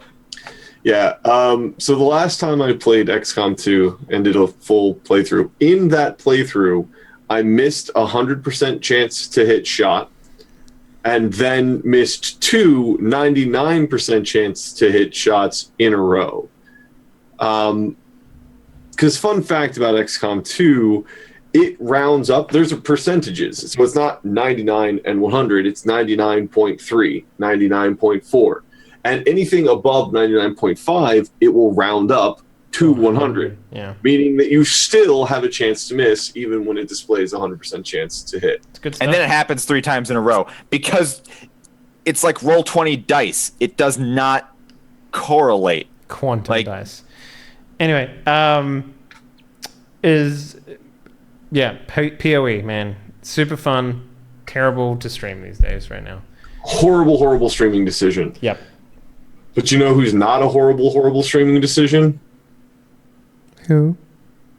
Let's go with Prylor. Yes. Yo, I haven't been streaming as of late because IRL has been kicking me in the ass. But So actually a horrible streaming decision. yeah. So that wasn't a good segue.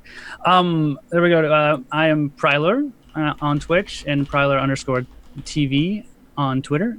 Give me a follow. I will be streaming hopefully shortly and get back into the routine. And I'm a variety streamer. Nice. And what are you going to play when you come back? I maybe jump back into some paladins. I know that's a controversial, people like to hate on it, but it's where I got my start, so I gotta pay my respects to it. Smelly paladins. But yeah, I also have Fortnite, and have yet to stream that. That game, I can't play that anymore because every time I look at it, I'm just like, I could just buy more packs.